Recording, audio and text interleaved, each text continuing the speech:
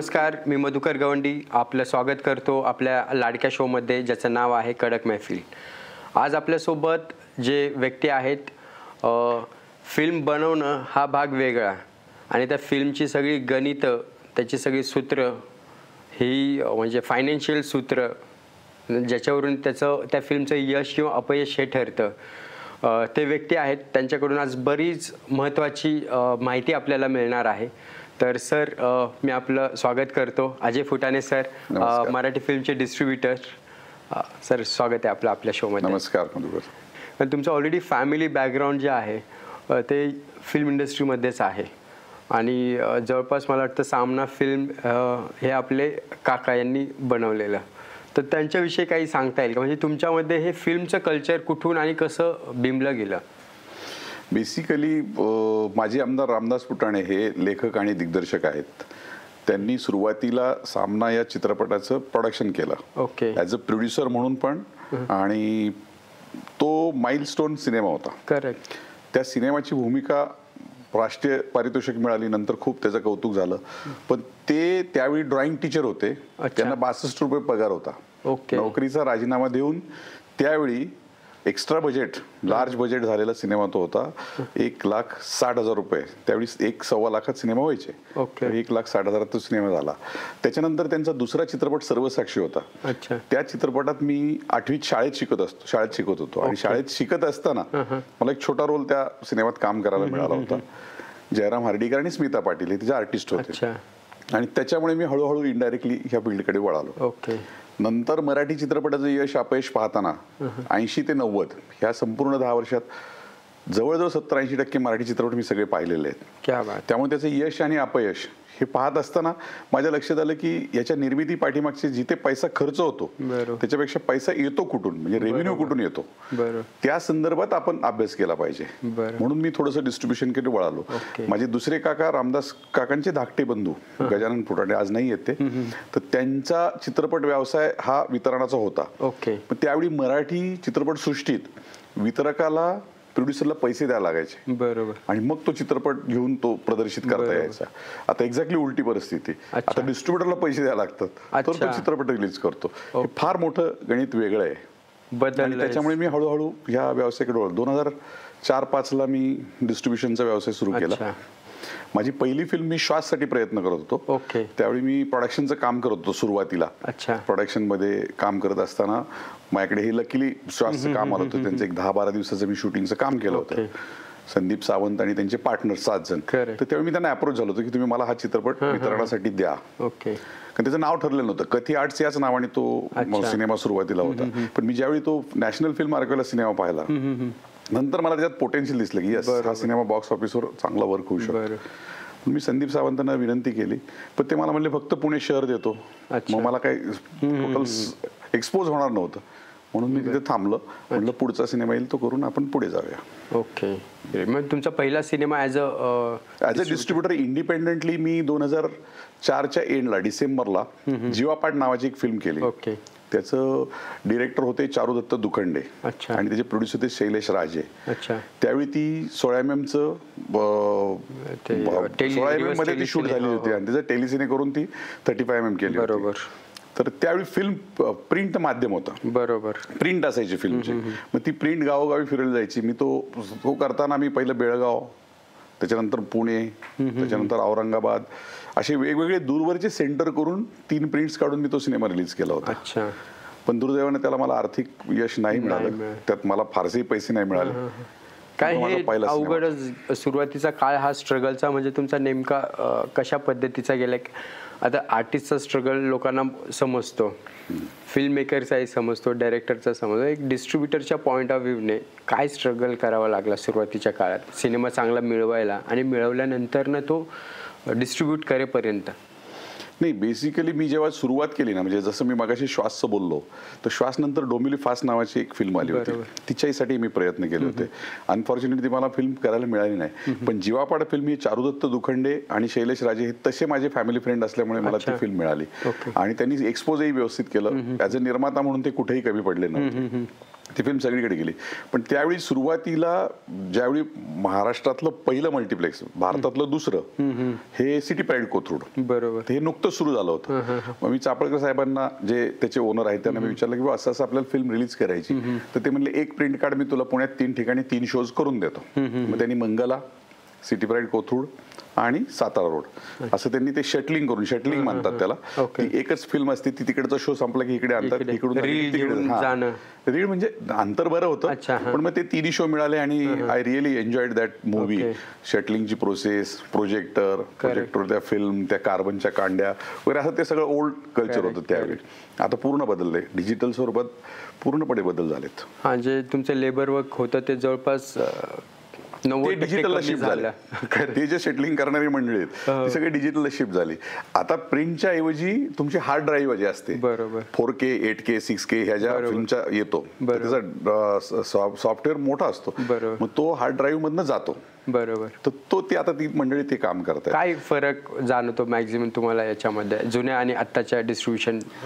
पूर्वीच्या काळात 2004, 5, 6, 7 पर्यंत बऱ्यापैकी प्रिंटवरच काम होतं. 7-8 नंतर एक DLPचा प्रोजेक्टर आला, एक 2-4 थिएटर्सला लागला. 7-8 नंतर हळूहळू कन्व्हर्जन व्हायला सुरुवात झाली. खरा बदल झाला 2011ला. 2011 नंतर मॅक्सिमम थिएटरमध्ये युएफओने जी क्रांती आणली. युएफओचं ऑल ओव्हर महाराष्ट्र आणि इंडिया नेटवर्क होतं. बरोबर. त्याच्यामुळे मग त्याच्यात बदल होत गेले. आणि युएफओ आल्यामुळे काय झालं की इलेक्ट्रॉनिकली, डिजिटली प्रिंट जायची, सॅटेलाइटच्या थ्रू अपलोड व्हायची आणि तुम्हाला सॅटेलाइटच्या थ्रू डाउनलोड करायला लागायचं. आता पूर्वी कसं होतं की आम्ही एकदा प्रिंट दिली की तो किती शो करतोय आम्हाला अंदाज नसायचा. आम्ही 7 शो दिले, 14 शो दिले, 21 शो दिले, ते हे कळायचं. पण तो अंदाज ह्याच्यात डिजिटली नाही. डिजिटलला आपल्याला रिलीज ऑर्डर द्यायला लागते. रिलीज ऑर्डर 7 शोची दिली तर तो फक्त 7 शोज प्ले करू शकतो. बरोबर. 8वा शो त्याला प्ले करता येत नाही. हे युएफओच्या माध्यमातून ही जसं जसं येत गेलं गणित. मी देवीशा फिल्म्स म्हणून आहे, अभिजित गोलपांची, त्यांच्यावर काम केलं. म्हणजे मला वाटतं 12, 13 आणि 14 हे 3-4 वर्ष मी त्यांच्यावर होतो. तर देऊळचा शेवटचा भाग, म्हणजे देऊळच्या यंत्रणेत रिलीजचा काही भाग आणि नंतर भारतीय, या दोन्ही फिल्मच्या वितरणाच्या ह्याच्यात माझ्यावर बऱ्यापैकी जबाबदारी होती. तर देऊळ हिची प्रिंट होती. देऊळच्या 11 प्रिंट्स काढल्या होत्या त्यावेळी. त्याने आर्थिक व्यवसायही चांगला केला. त्याला नॅशनल अवॉर्ड मिळाल्यानंतर आणखी चांगला बिझनेस केला. देऊळला संपूर्ण महाराष्ट्रात फक्त 2च ठिकाणी विरोध झाला, एक रत्नागिरी आणि दुसरा विरोध सोलापूर. थोडंसं तिथल्या स्थानिक लोकांनी दत्तावरती कॉमेंट असल्यामुळे ते विरोध झाला. नाही तर अदरवाईज त्या चित्रपटाने चांगला धंदा केला. त्याच्यानंतर देवीशा फिल्मची दुसरी फिल्म आली भारतीय. मग त्या भारतीयच्या वितरणात मी कंपनीकडून होतो. म्हणजे मी इंडिपेंडंट डिस्ट्रीब्युटर म्हणून त्या सिनेमासाठी नव्हतो, पण मी हे होतो. तर त्यावेळी मला देऊळच्या वेळी 11 प्रिंट्स काढायला लागल्या, पण भारतीच्या वेळी मला 4च प्रिंट्स काढायला लागल्या. आणि बऱ्यापैकी ते 12-13 प्रत्येक प्रिंटला येणारा खर्च असायचा. नाही, काही थिएटरवाले बदललेच नव्हते ना. अच्छा, ते अजून जुनेच होते. त्यांच्याकडे अजून प्रोजेक्टर सिंगल स्क्रीन, त्यामुळे प्रिंट्स ह्या काढाव्या लागायच्या. पण त्याच्यानंतर जी प्रोग्रेस होत गेली ती फारच स्पीडने डेव्हलप झाली. कारण फिल्मचा मीडिया जाऊन डायरेक्ट डिजिटलच आला ना, कॅमेरा पासून सगळं. म्हणजे हार्ड ड्राईव्ह आल्यामुळे सगळंच बदलत गेलं, ते गणितच बदललं पूर्ण. मी एक ते युएफओचं ऐकलं होतं, त्यांचं सेमिनार मुंबईमध्ये असताना. त्यावेळेस त्यांनी ते सांगितलं पायरेसी तेव्हा बरूच चालायची ना, DVD वरती, याच्यावरती किंवा थिएटरमध्ये. तर त्यांनी सांगितलं होतं जेव्हा ते अपलोड होते प्रत्येक शोला, जसं आता समजा 7 शो असतील, त्या 7 शोचं ते कोड पण असायचं त्यांचा, KDM म्हणतात. हा, तो गेला तर तुमचा प्ले झाला, तो एकदा उडला की उडला. आणि जर कुणी त्याचं कॉपी पण केलं असेल तर हे पण माहिती पडणार की कुठल्या थिएटरमधून कुठल्या शोच्या वेळेस ते. त्याला एक कोडिंग आहे, त्याला नंबरिंग आहे, नंबर येतो थिएटरचं. कसं होतं बेसिकली, युएफओ ट्रान्सफर केल्यानंतर युएफओच्या 3-4 दिवस आधी ते अपलोड करतात सॅटेलाइटला. आणि मग आपण जेवढी थिएटर्स देतो त्यांना, त्या थिएटर्समध्ये ते थिएटर्स फिजिकली डाउनलोड करून येतात. साधारण इकडे अपलोडची 12 ते 14 तासाची प्रोसेस असते, तिथे डाउनलोडची 3 तासाची प्रोसेस असते. पण त्या प्रोसेसमध्ये एकदा डाउनलोड झाला सिनेमा की डाउनलोड झाल्यानंतर तुम्हाला KDM लागतो.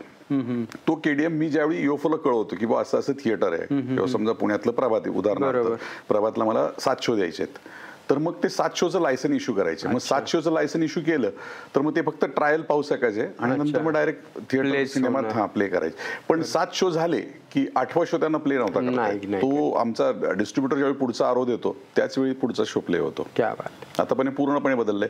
त्यावेळी युएफओ होता, नंतर स्क्रॅबल असे 8-9 प्लेयर आले. आता 8-9 प्लेयर आहेत मार्केटमध्ये जे उत्तम काम करतात. आणि हे 4K आता आहे थिएटर की 4K आता प्ले होत नाहीये. 2K प्लस प्ले होत आहे. 4K 6K 8K जरी आले असले तरी थिएटर्स पण ड्रास्टिकली चेंज होणं गरजेचं आहे. आता आयमॅक्स वगैरे नवीन फॉर्मॅट जे आले त्याच्यात ह्या गोष्टी हळूहळू चांगल्या डेव्हलप होत आहेत. म्युझिकच्या बाबतीत 5.1K किंवा मोनो स्टिरिओ जे होतं ते आता 5.1 ला आले. म्हणजे हळूहळू कन्वर्ट होत चालले. होतं पण 4Kचं तेच मला विचारायचं होतं, कारण आता बरेच आता इव्हन सेन्सरला पण ते 4K मागतात म्हणे कधी काय. पण थिएटर्स कुठले नक्की 4K झालेले आहेत सगळे आता की अजूनही जेवढे मल्टिप्लेक्सेस आहेत त्या मल्टिप्लेक्सला 4K 6K तुम्हाला काही प्रॉब्लेम नाही प्ले करायला, काहीच प्रॉब्लेम नाही. पण तो कंटेंटच तुमचा ओरिजिनल असतो. तो जातो हार्ड ड्राईव्ह मधनं ओरिजिनलच कंटेंट जातो. आधीच्या काळात जसे DVD CD मार्केट पायरेसी केलेली होती, आत्ताच्या काळात टेलिग्राम वगैरे आहे ज्याच्यामुळे अनेक प्रायव्हसी होत्या. आता मला मध्येच कोणी म्हणत होतं पुष्पा 2 परवा रिलीज झाला आणि आता तो त्यांनी पाहिला पण. तर याचा कितपत परिणाम पडतोय ॲज अ डिस्ट्रीब्युटरला आणि प्रोड्युसरला, आणि हे कसं थांबलं जाऊ शकतं? आता आधी तरी माहिती पडायचं सगळं मॅन्युअली होतं त्या गोष्टी. नाही, ज्या गोष्टी भारताबाहेर घडतात ना त्याला आपण नाही काही करू शकत. कारण हे जे सिनेमा आहेत ज्यावेळी आमच्याकडनं आम्ही ह्या ज्या फॉर्मॅटला असतो आपली प्रॉपर्टी असते ती आपण ज्यावेळी एखाद्या UFO सारख्याला देतो त्याच्यावर आपलं रितसर ॲग्रीमेंट होतं. जेव्हा त्याकडे हँडओव्हर करतो त्यावेळी आपल्या सहीशिवाय कुठलाही अधिकार होत नाही. आणि त्याच्यात सहीचे अधिकार फक्त 2च व्यक्तीला आहेत UFOसाठी, एक तर प्रोड्युसर आणि दुसरा म्हणजे डिस्ट्रीब्युटर. ह्या दोघांशिवाय तिसऱ्या कुठल्याही माणसाच्या सहीचे काही अधिकार नाही आहेत. त्यामुळे त्यांच्याकडनं सगळं CDC असतो, PDC असतो, सगळ्यांच्या फॉर्म घेऊनच ते पुढे जातात. अदरवाईज ते कोणाला प्ले करता येत नाही. मध्यंतरी काही फॉर्मॅटमधनं अशा गोष्टी झाल्या होत्या पण त्या लगेच कॅच झाल्या आणि तो विषय थांबला. पण आता होतंय कसं, आउट ऑफ इंडिया जेव्हा एखादी गोष्ट जाते, आता वायरलेस थ्रू सगळीकडे जगात सिनेमा जातो, मग त्यावेळी एखादी आउट ऑफ इंडिया जर एखादी गोष्ट घडली, कारण काही काही प्लॅटफॉर्म आहेत की जे इंटरनेटचं त्याला ब्लॅक काहीतरी म्हणतात, म्हणजे मला माहित नाही तो शब्द, डार्क नेट, मग त्याच्या थ्रू ही लोक रिलीज करतात. कारण हा शेवटी व्यवसायाला तुम्हाला नुकसानच पोहोचणार, निर्मात्याला नुकसान होत नाही. ज्या माणसाला, ज्या व्यक्तीला सिनेमा चित्रपटगृहात जाऊन पाहायचा आहे तो अशा गोष्टी पाहत नाही. तो चित्रपटगृहात जातो. आता पुष्पात जर उदाहरण घेतलं, पुष्पा 2चं पहिल्या दिवशी 72 कोटीचं आहे, दुसऱ्या दिवशी 69 कोटीचं आहे आणि तिसऱ्या दिवशी 205, तिन्ही दिवसाचं मिळून 205 कोटीच झालंय. संडेच्या फिगर्स अजून यायच्यात, आता येत आहेत मार्केटमध्ये. कमीत कमी 1000 कोटीचा बिझनेस नक्की होईल पुष्पा 2चा. तेवढं पोटेन्शियल त्या सिनेमात आहे. मला आता हाच प्रश्न विचारायचा तुम्हाला की मी आता लास्ट फ्रायडे 22 तारखेला रानटी मूवी पाहिला, सॅटर्डेला दुपारी 2:30चा शो पाहिला. 200ची कॅपॅसिटी असेल बॉलिवूडला आणि जवळपास 25-30-35 लोक असतील. त्याच्यानंतर गुलाबी होता 5 वाजताचा शो, इव्हनिंग शो, त्याला 70ची कॅपॅसिटीवाला होता, एक स्क्रीन मिळाला, त्याच्यामध्ये 25-20 लोकच होती जवळपास. Making wise, packaging wise Puneet Balan producer, Samit Kakkad director, एक स्केलअप प्रोजेक्ट होता. कमर्शियली पण तो म्हणजे ॲक्च्युली कन्नड फिल्मचा रिमेकच होता तो, मला वाटतं उग्रमचा, पण बॉक्स ऑफिसवर नाही चालला. मराठी फिल्म गुलाबी कमी त्याला हे होते. संभाजीचं फिल्म मी पाहिली नाही ॲक्च्युली तेव्हा, पण मला वाटतं मग हा तुम्ही आता एका दिवशी जर 4 मराठी फिल्म रिलीज होतात आहे, हे आपले मला माहिती नाही आता याचा नेमका बिझनेस किती, म्हणजे 1 करोड तरी क्रॉस करतात की नाही करत, की त्यांचं प्रोडक्शन कॉस्ट जे आत्ताच्या स्टेजला पाहिलं तर जास्तच असणार आहे. त्याच्या कम्पॅरेटिव्हली पुष्पासारखा किंवा बॉलिवूड किंवा साऊथचा एखादी फिल्म येते ती म्हणजे 100, 200, 500 आणि आपलं इथे 10 पण क्रॉस नाही होत. तर हे काय कारण? बेसिकली क्वांटिटी आणि क्वालिटीमध्ये फरक आहे. ज्यावेळी मराठी सिनेमाची जी क्वांटिटी आहे ती 110-120 सिनेमा दरवर्षी रिलीज होतात, म्हणजे बाय डिफॉल्ट तुम्हाला दर आठवड्याला 2 सिनेमा बघायचेच आहेत बाय डिफॉल्ट. आर्थिक यश पाहिलं तर हार्डली 10% पर्यंत सिनेमा बॉक्स ऑफिसवर उत्तम चालतात. 10%चा सक्सेस रेशो आहे, पण तोही सगळ्यांची व्यावसायिक पैसे मिळवतो असं नाही. त्यातले 5% लोक पैसे चांगले मिळवतात, पुढचे 5% ब्रेक इव्हन, थोडंसं पुढे थोडंसं मागे ह्याच्या आसपास असतात. पण प्रत्येक चालणारा सिनेमा हा उत्तम असतो असं नाही, आणि जो चांगला सिनेमा आहे तो बॉक्स ऑफिसवर सक्सेस होईल असं पण नाही. त्यामुळे बॉक्स ऑफिसला जी गरज आहे ती अगदी, म्हणजे विद्या बालनचा एक सिनेमा आला होता डर्टी पिक्चर, तो त्यात एक वाक्य होतं, एंटरटेनमेंट एंटरटेनमेंट एंटरटेनमेंट. त्यामुळे तुम्ही जर एंटरटेनमेंट दिली तर लोक तुमच्याकडे येतील, लोकांना ते आवडेल. आता रानटी सिनेमा जर उदाहरण घेतलं तुम्ही, तर रानटी सिनेमाच्या बाबतीत कसं आहे की इतकी हिंसा आहे ती हिंसा महाराष्ट्रीयन मराठी माणूस ऍक्सेप्ट करेल का? म्हणजे अॅनिमल नंतर आलेला रानटी सिनेमा, अॅनिमलचा जो प्रेक्षक वर्ग होता तो वेगळा होता. बॉलिवूडच्या सिनेमाचं यश हे वेगळं आहे, कारण संपूर्ण भारतात ब्रिटिशांच्या काळात 17 टेरिटरीज झालेल्या आहेत. महाराष्ट्र टेरिटरी नाहीये, मुंबई टेरिटरी. मुंबई टेरिटरीमध्ये सौराष्ट्राचा काही भाग येतो, बेंगलोरचा काही भाग येतो. आपला मराठवाडा आहे तो निजामला जोडलेला आहे, आणि जो विदर्भ आहे तो CP बेरारमध्ये जातो.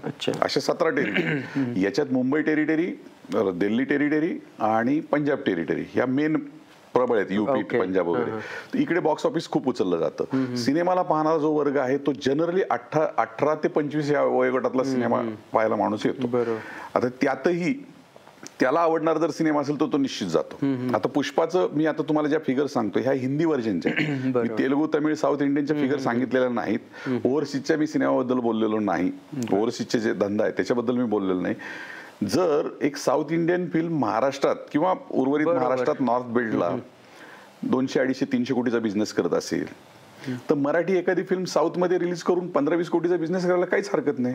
त्या दृष्टीने आपण पॅन इंडिया रिलीजचा प्लॅनच करत नाहीत. मराठी चित्रपट निर्माते पॅन इंडियाचा जर प्लॅन केला की नाही मला ही सिनेमा 6 भाषेत रिलीज करायचे, बऱ्याच वेळा बायलिंग्वल आपल्याकडे सिनेमा केले जातात. बायलिंग्वल सिनेमा करताना माणूस काय करतो, मराठी हिंदी. आपल्याकडे हिंदी इतकं उत्तम येतं सगळ्यांना, आपण रोजचं आपण हिंदी जगतो, त्यामुळे आपल्याला हिंदी भाषेबद्दल तेवढं प्रेम नाही. उदाहरण द्यायचं झालं तर तुम्ही समजा तानाजी सिनेमा पाहिला, तानाजी मराठी आणि तानाजी हिंदी दोन्ही रिलीज झाले होते. अनफॉर्च्युनेटली तानाजी मराठी कुठेही चालला नाही, तरी 450 करोड. तानाजी हिंदी इतका तुफान चालला, तर त्यांनी लॉकडाऊनचा अख्खा 2-2.5 वर्षाचा थिएटरवाले जगले त्या तानाजी. बरोबर, म्हणजे हे होऊ शकतं ना. आता मराठीत हिंदी चित्रपट होणं खूप गरजेचं आहे. म्हणजे वेड सारखी फिल्म आली तर ती मराठी फिल्म म्हणताच येणार नाही, भाषा तिची मराठी होती, प्रोडक्शन वाईज हिंदी होता. मग अशा सिनेमाने 70-80 कोटीचा बिझनेस केला, म्हणजे त्यात काही बरोबर, म्हणजे तेवढी ती गरज आहे लोकांची, ती फीड केली गेली रितेश देशमुखांकडनं, की ज्याला आवडीने सगळे दादा वहिनी म्हणतात, ते फेमस आहेत. त्यांच्या दृष्टीने त्यांनी मार्केटिंगचे 2-2.5 वर्ष त्या दोघांनी जे स्पेंड केले ते त्यांना उपयोगी पडले. ते हळूहळू पेरत गेले ते ऍक्च्युअली रील्स पासून हे कर, म्हणजे 6 महिने आधीपासूनच प्रोसेस चालू झाली. पारंपरिक ऍडव्हर्टायझिंगची किंवा कुठलीही पारंपरिक मार्केटिंगची मेथड त्यांनी वापरलेली नाही. त्या चित्रपटाचं वैशिष्ट्य आहे, वेड ह्या सिनेमाचं वैशिष्ट्य आहे. आणि वेड सिनेमाची रिलीज डेट होती 30 डिसेंबर होती.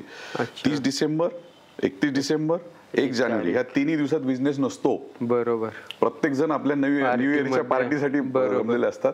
पण त्याचं 30 तारखेला सकाळी पहिल्या 8 शो पासून, म्हणजे मी जेव्हा डिस्ट्रीब्युटर म्हणून फॉलो करतो, म्हणजे माझा त्याच्याशी संबंध नसला तरी मी सगळ्या सिनेमांचं अनालिसिस इव्हॅल्युएशन करत असतो, तर मला सकाळी 8 पासून ते दिसत होतं. म्हणजे मला असं वाटलं होतं की हे कदाचित सैराटचं रेकॉर्ड तोडेल. पहिल्या 2 दिवसात असं वाटलं होतं, कारण सैराटचा पहिल्या दिवशीचा बिझनेस होता 2,18,00,000. आणि या सिनेमाचा पहिल्या दिवशीचा बिझनेस होता 2,43,00,000. त्यामुळे वेड हा एक्स्ट्रॉर्डिनरी जाईल असं वाटलं होतं, पण ते ठीक आहे, पुढे तेवढं वर्क नाही झालं. तरी मला माझ्या माहितीपणे काहीतरी 72-73 कोटीच्या आसपास बिझनेस. म्हणजे ऍक्च्युअली तेच मी आता विचारलं की म्हणजे ऍक्च्युअली नागराज मंजुळे सरांनी जे बेंचमार्क सेट केलाय तो तुटणार आहे का फक्त त्यांनाच मराठी लोकांची नस सापडली आहे कमर्शियल फिल्म्स म्हणा, की वेल बॅलन्स्ड फिल्म म्हणू शकतो, कमर्शियल तर नाही म्हणता येणार. याचा जर अभ्यास करायचा असेल तर आपल्याला थोडंसं इतिहासात जावं लागेल.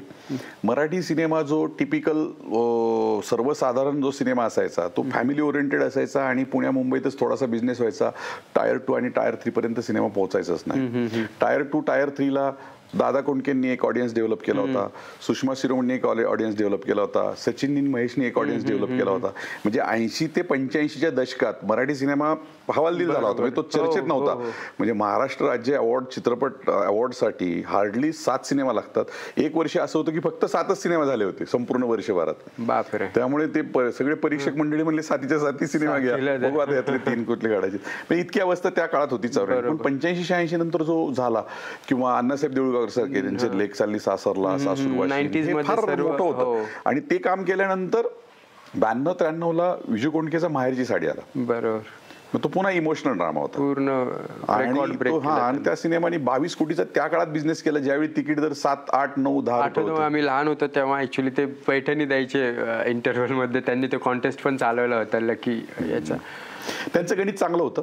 विजय कोंडके हा मोठा डिस्ट्रीब्युटर होता मराठीतला. दादा कोंडके सगळ्या सिनेमा त्यांनी केले होते. त्या व्यक्तीला महाराष्ट्रातल्या प्रत्येक थिएटरचा हाऊसफुल नेट किती असतो, किती आहे हे सगळं माहीत असायचं. त्यामुळे त्या माणसाने इतके सुंदर पैसे मिळवले. म्हणजे विजू कोंडकेचा सिनेमा येणार असेल, विजय कोंडकेंचा सिनेमा येणार असेल, कामाक्षी फिल्मचा सिनेमा येणार असेल तर हिंदीतले सुद्धा 10 वेळा विचार करायचे, कारण हा 6-6 महिने थिएटरला मुक्काम ठोकून असायचा. बरोबर. आणि तो जवळजवळ नाही म्हटलं तरी संपूर्ण महाराष्ट्रात 15-15, 20-20 ठिकाणी तो रौप्य महोत्सव व्हायचा. लाखची तिकीटं खूप. तेच पण तो काळ गेला की जवळपास खूपच म्हणजे मला वाटतं डगमग चालू झाली. आणि त्यात काही डायरेक्टर्स होते ज्यांचे खरंच म्हणजे अप्रतिम फिल्म्स असायचे, पण ते बॉक्स ऑफिसला कितपत चालायचे. कारण माझं त्यावेळेस खूपच वय लहान होतं, त्यावेळी तुम्ही सांगू शकाल. जसं की आम्ही दोघी वगैरे होते, जे स्मिता तळवळकर मॅडमचे झाल्या, संजय सुरकर यांचे जे फिल्म्स होते. स्मिता तळवळकरांच्या ज्या फिल्म्स आहेत ना त्याच्यात कंटेंट खूप छान होता. हां, तेच. ऑडियन्स जरी मर्यादित असला त्यांचा कंटेंट होता. म्हणजे त्यांचं 7च्या आत घरात म्हणा किंवा त्याच्यानंतर रावसाहेब, त्यांच्या काही काही फिल्म, अगदी दिलीप प्रभावळकरांनी घेतलेली एक सुंदर फिल्म होती रात्र आरंभिक होतात. आणि त्या ज्या फिल्म्स होत्या ना त्याचा कंटेंट चांगला होता. व्हायचं कसं, त्या काळात ह्या सिनेमा मॅटिनीला लागायच्या आणि त्या मॅटिनीला 10-10 आठवडे काढायचे. बरोबर. आणि बाकी ज्या कमर्शियल सिनेमा आहेत ना हे 3, 6 आणि 9 असे 3-3 ह्याच्यात रिलीज व्हायचे. सचिनची फिल्म असू देत, महेशजींची असू देत, कुठलीही कमर्शियल त्यावेळी ती चालायची. म्हणजे महेश कोठारी सुद्धा जी पहिली फिल्म आहे ना धूम धडाका, मला चांगला वाटतं, 33 आठवडे चालली होती विजय सारख्या थिएटरमध्ये, जिथे 1100ची सिटिंग कॅपॅसिटी होती. बापरे. 1100ची सिटिंग कॅपॅसिटी होती. 1100 सिटिंग कॅपॅसिटी ही फक्त तुम्हाला आंध्र प्रदेशात बघायला मिळते. 1100, 1200, 1400. अदरवाईज एवढी मोठी थिएटर्स कुठे नाही. पुण्यात जी 2 मोठी थिएटर्स होती ते विजय 1 आणि निलायम 1. निलायमची 1400 होती, त्यातली 468 तर बाल्कनी होती. बापरे. म्हणजे नुसती बाल्कनी जरी हाऊसफुल झाली तर तुफान शेअर यायचा. करेक्ट. चांगला शेअर यायचा त्यावेळी. पण आता जसा जमाना बदलत गेला, आता डिजिटायझेशन म्हणजे काय झालं, मल्टिप्लेक्स झाले. मल्टिप्लेक्स म्हणजे काय झालं, पुण्यात 2 ठिकाणी सिनेमा लागायचे. बरोबर. एक तर सुरुवातीला रिलीज करायचं, त्याच्यानंतर सब सेंटर सब अर्बनला लावायचं. म्हणजे पिंपरी चिंचवडला, हडपसरला किंवा इकडे उत्तम नगर, तिकडे मनीषा शिवणी वगैरे असेच लागायचे. आता गणितच बदललं. आता 25 आठवडे थांबायलाच लागत नाही. तुम्हाला एकाच आठवड्यात 25 आठवडे 3 दिवसावरच आला शक्यतो. आता फ्रायडे, सॅटर्डे, संडे नाही, पण फ्रायडे, सॅटर्डे, संडेला तुमचे नंबर ऑफ शोज इतके होतात. अच्छा. त्याच्यामुळे तुमचं कलेक्शन वाढलं. ओके. आता कलेक्शनचा प्रॉब्लेम नाही. आता सिनेमा फ्रायडे, सॅटर्डे, संडेला आला होता. एक 5 वर्षापूर्वी समजा 2014-15 जर तुम्ही म्हणालात तर 2014-15 परिस्थिती काय होती की सिनेमा जो त्याचं कलेक्शन असायचं तर ते सगळ्या थिएटर्समधनं मिळायचंच. पण 2014-15 तुमचा मर्यादित ऑडियन्स होता. आता ऑडियन्स तसा राहिला नाही. आता सगळीकडे येतो. आणि दुसऱ्या आठवड्यात मराठीला लोक यायचे. बरोबर. सिनेमा कसा आहे सगळ्यांचा अंदाज घेऊन लोक सिनेमाला यायचे. आणि बॉलिवूडचं मात्र फ्रायडे, सॅटर्डे, संडेच ओपनिंग व्हायचं. आजची परिस्थिती बदलली, पूर्ण बदलली. काय मॉडेल वेगळं आहे का डिस्ट्रीब्युशनचं बॉलिवूडचं आणि मराठीचं? काय डिफरन्स? बॉलिवूडचं जर म्हणाल तर एक संपूर्ण ऑल ओव्हर इंडियाला तुम्हाला त्याचं कलेक्शन मिळतं. बॉलिवूडची जी पॉप्युलर रेशो कसा असतो त्यांचा, बॉलिवूडचा जो डिस्ट्रीब्युशनचा रेशो आहे आणि मराठी फिल्मचा? मराठीच्या आणि बॉलिवूडच्या डिस्ट्रीब्युशन मध्ये पैशात आणि रेशोत फार फरक नाही. 2-2.5%च फरक आहे. फार फरक नाहीये. डिस्ट्रीब्युशन तिकडे आणि इकडे सेम आहे. पण तिकडे ऑन टेबल सिनेमा विकला जातो, जो मराठीत पूर्वी जायचा 80-90च्या दशकात तो जायचा. पण आता आपल्याकडे काय, तो मराठी सिनेमाला आता आपण डिमांड क्रिएट करत नाहीये. आपल्याकडे supply is more than demand. आपल्याकडे डिमांड 20-25 सिनेमाची आहे. आपल्याला 40 ते 50 सिनेमा याची खूप झाली. याच्यापेक्षा जास्त सिनेमा मराठीचे नको आहेत. त्याचे पुढचे सिनेमा सगळं वेस्टेज आहे. बरोबर. त्यावेळेला डिमांडच नाही. आणि मग ते डिमांड सिनेमा व्यावसायिक करण्यासाठी काय काय हवं याचं एक गणित आहे, याचं एक कॅल्क्युलेशन आहे, याचा एक अभ्यास आहे. त्याच्याबद्दल मला काही नवीन निर्माते असे अभ्यास करताना वगैरे दिसत नाहीत. इथे मला तेच ऍक्च्युली एक ना दृष्टिकोन जो आहे ना हा मी बघितला मराठी फिल्म बनवताना. शक्यतो आता जो ऑब्झर्व केलेला आहे त्याच्यामध्ये इंटेन्शन 2च असतात लोकांचे. एक तर ते चित्रपट महामंडळमधून निधी घेणं, निधीचा आकडा बघतात की किती निधी मिळू शकतो. समजा 10 लाखात बनवली तर 25 भेटतील का, जे आहे ते गणित. आणि कंटेंट वाईज आता काय सैराट चालला मग त्याच पॅटर्नवरती लिहायचं, एखादं गाव शोधायचं आणि तसे म्हणजे जवळपास 10 ते 15 सिनेमा असतील. मग एखादा डबल मिनिंगवाला आला फिल्म हिट झाली की तसे 4-5 जण येतात. मग काहीतरी आपलं डबल मिनिंग टायटल टाकून मग याच्यातलं बाबा किती येणार आपल्याला निधी एवढा येईल ह्या लिस्टमध्ये. म्हणजे ते एवढं असं मोजून मापून असतं. तर मग ह्याच्यात काय म्हणजे ते खरंच फिल्म मेकिंगवर प्रेम आहे की त्याचा काय बिझनेस करायचा आहे? नाही, बेसिकली मराठी चित्रपटांसाठी जे अनुदान दिलं जातं त्याचं टायटल वाचा तुम्ही, मराठी दर्जेदार चित्रपट निर्मिती. बरोबर. तर अनुदान का दिलं जातं मराठी भाषेसाठी, मराठी भाषेत उत्तम कंटेंट यावा, चांगला कंटेंट सर्वसामान्य प्रेक्षकांपर्यंत पोहोचावा, हे अनुदान आहे, हे तुम्हाला फक्त जस्ट टेको आहे. हा तुमचा रेव्हेन्यू सोर्स नाही. बरोबर. आता निर्मात्यांचे तेच कन्फ्युजन होतं की 30-40 लाख जो आहे तो हा टेको आहे, इट इज सपोर्ट ओनली. किंवा तुम्हाला कुठे लॉस जाऊ नये, तुम्ही थोडंसं सपोर्ट मिळावा, हा ही त्याच्या पाठीमागची प्रामाणिक भूमिका आहे. पण जर तुम्ही तो रेव्हेन्यूचा पार्ट घेतला तर ते चुकीचा विषय, चुकीचा होईल. बरेच जणांचे तेच पाहतो. नाही, साधारण ॲव्हरेज एक मराठी सिनेमा तुम्ही काढला ना, त्यातले 80% रक्कम ही बॉक्स ऑफिसवरून येणं अपेक्षित असतं, 40% रक्कम ही तुम्हाला सॅटेलाइटमधून येणं अपेक्षित असतं. आता 40% रक्कम आणि 80%ची बेरीज केली तर 120 होतं. 100% तुम्ही खर्च केले तर 120% आले, तर 20% तुमचा प्रॉफिट रेशो आहे. अनफॉर्च्युनेटली होतं काय की तुमचे 120%, 40% सोडा, 80% सोडा, तुम्ही 10-12%च गुंडाळले जातात. आणि मराठीला प्रेक्षक थिएटरमध्ये येणं खूप गरजेचं आहे. आता आपल्याकडे सगळ्यात मोठी कुठली अडचण आहे? प्रेक्षक थिएटरमध्ये न येणं. बरोबर. आता जर तुम्ही अभ्यास केला आणि सगळीकडे बघितलं ना, तर तुमच्या लक्षात येईल वर्षाला मराठी माणूस हा फक्त 2 सिनेमा पाहतो. बरोबर. आता त्या 2 सिनेमात तुमचं नशीब आहे तर तुमच्या सिनेमाला तो येणार. मग तो येणं, त्याची गरज काय? त्याची भूक 2च सिनेमाची. मग तो ते बघतो कुठले सुपरहिट आहेत, नाच ग घुमा, चला जाऊया, झालाय 4-5 आठवडे जातात लोक. तसं नाही. रिसेंट टाइम मध्ये बघायला गेलं तर कंटेंट वाईज बरेच चांगले फिल्म हिट झाले त्यातल्या त्यात मला वाटतं. हो, नाही आता यावर्षी सिनेमाचं प्रमाण चांगलं होतं. 2023 जर तुम्ही कॅल्क्युलेशन केलं ना, 2023च्या ह्याच्यात बॉलिवूडचा संपूर्ण भारताचा बॉक्स ऑफिस केला तर 12,500 कोटीचा होता. त्या 12,500 कोटीमधून फक्त बॉलिवूडचा जो बिझनेस आहे, फक्त बॉलिवूडचा, तो 5,350 कोटी वगैरे होता. बरोबर. पण ह्या साऊथच्या ज्या फिल्म्स आहेत त्यांचा 2,500, 2,000, 2,200, 1,800 होता. हॉलिवूडच्या सिनेमांचा 1,100 कोटीचा बिझनेस होता. बरोबर. मराठीचा आपण काउंटच नाही ना करत.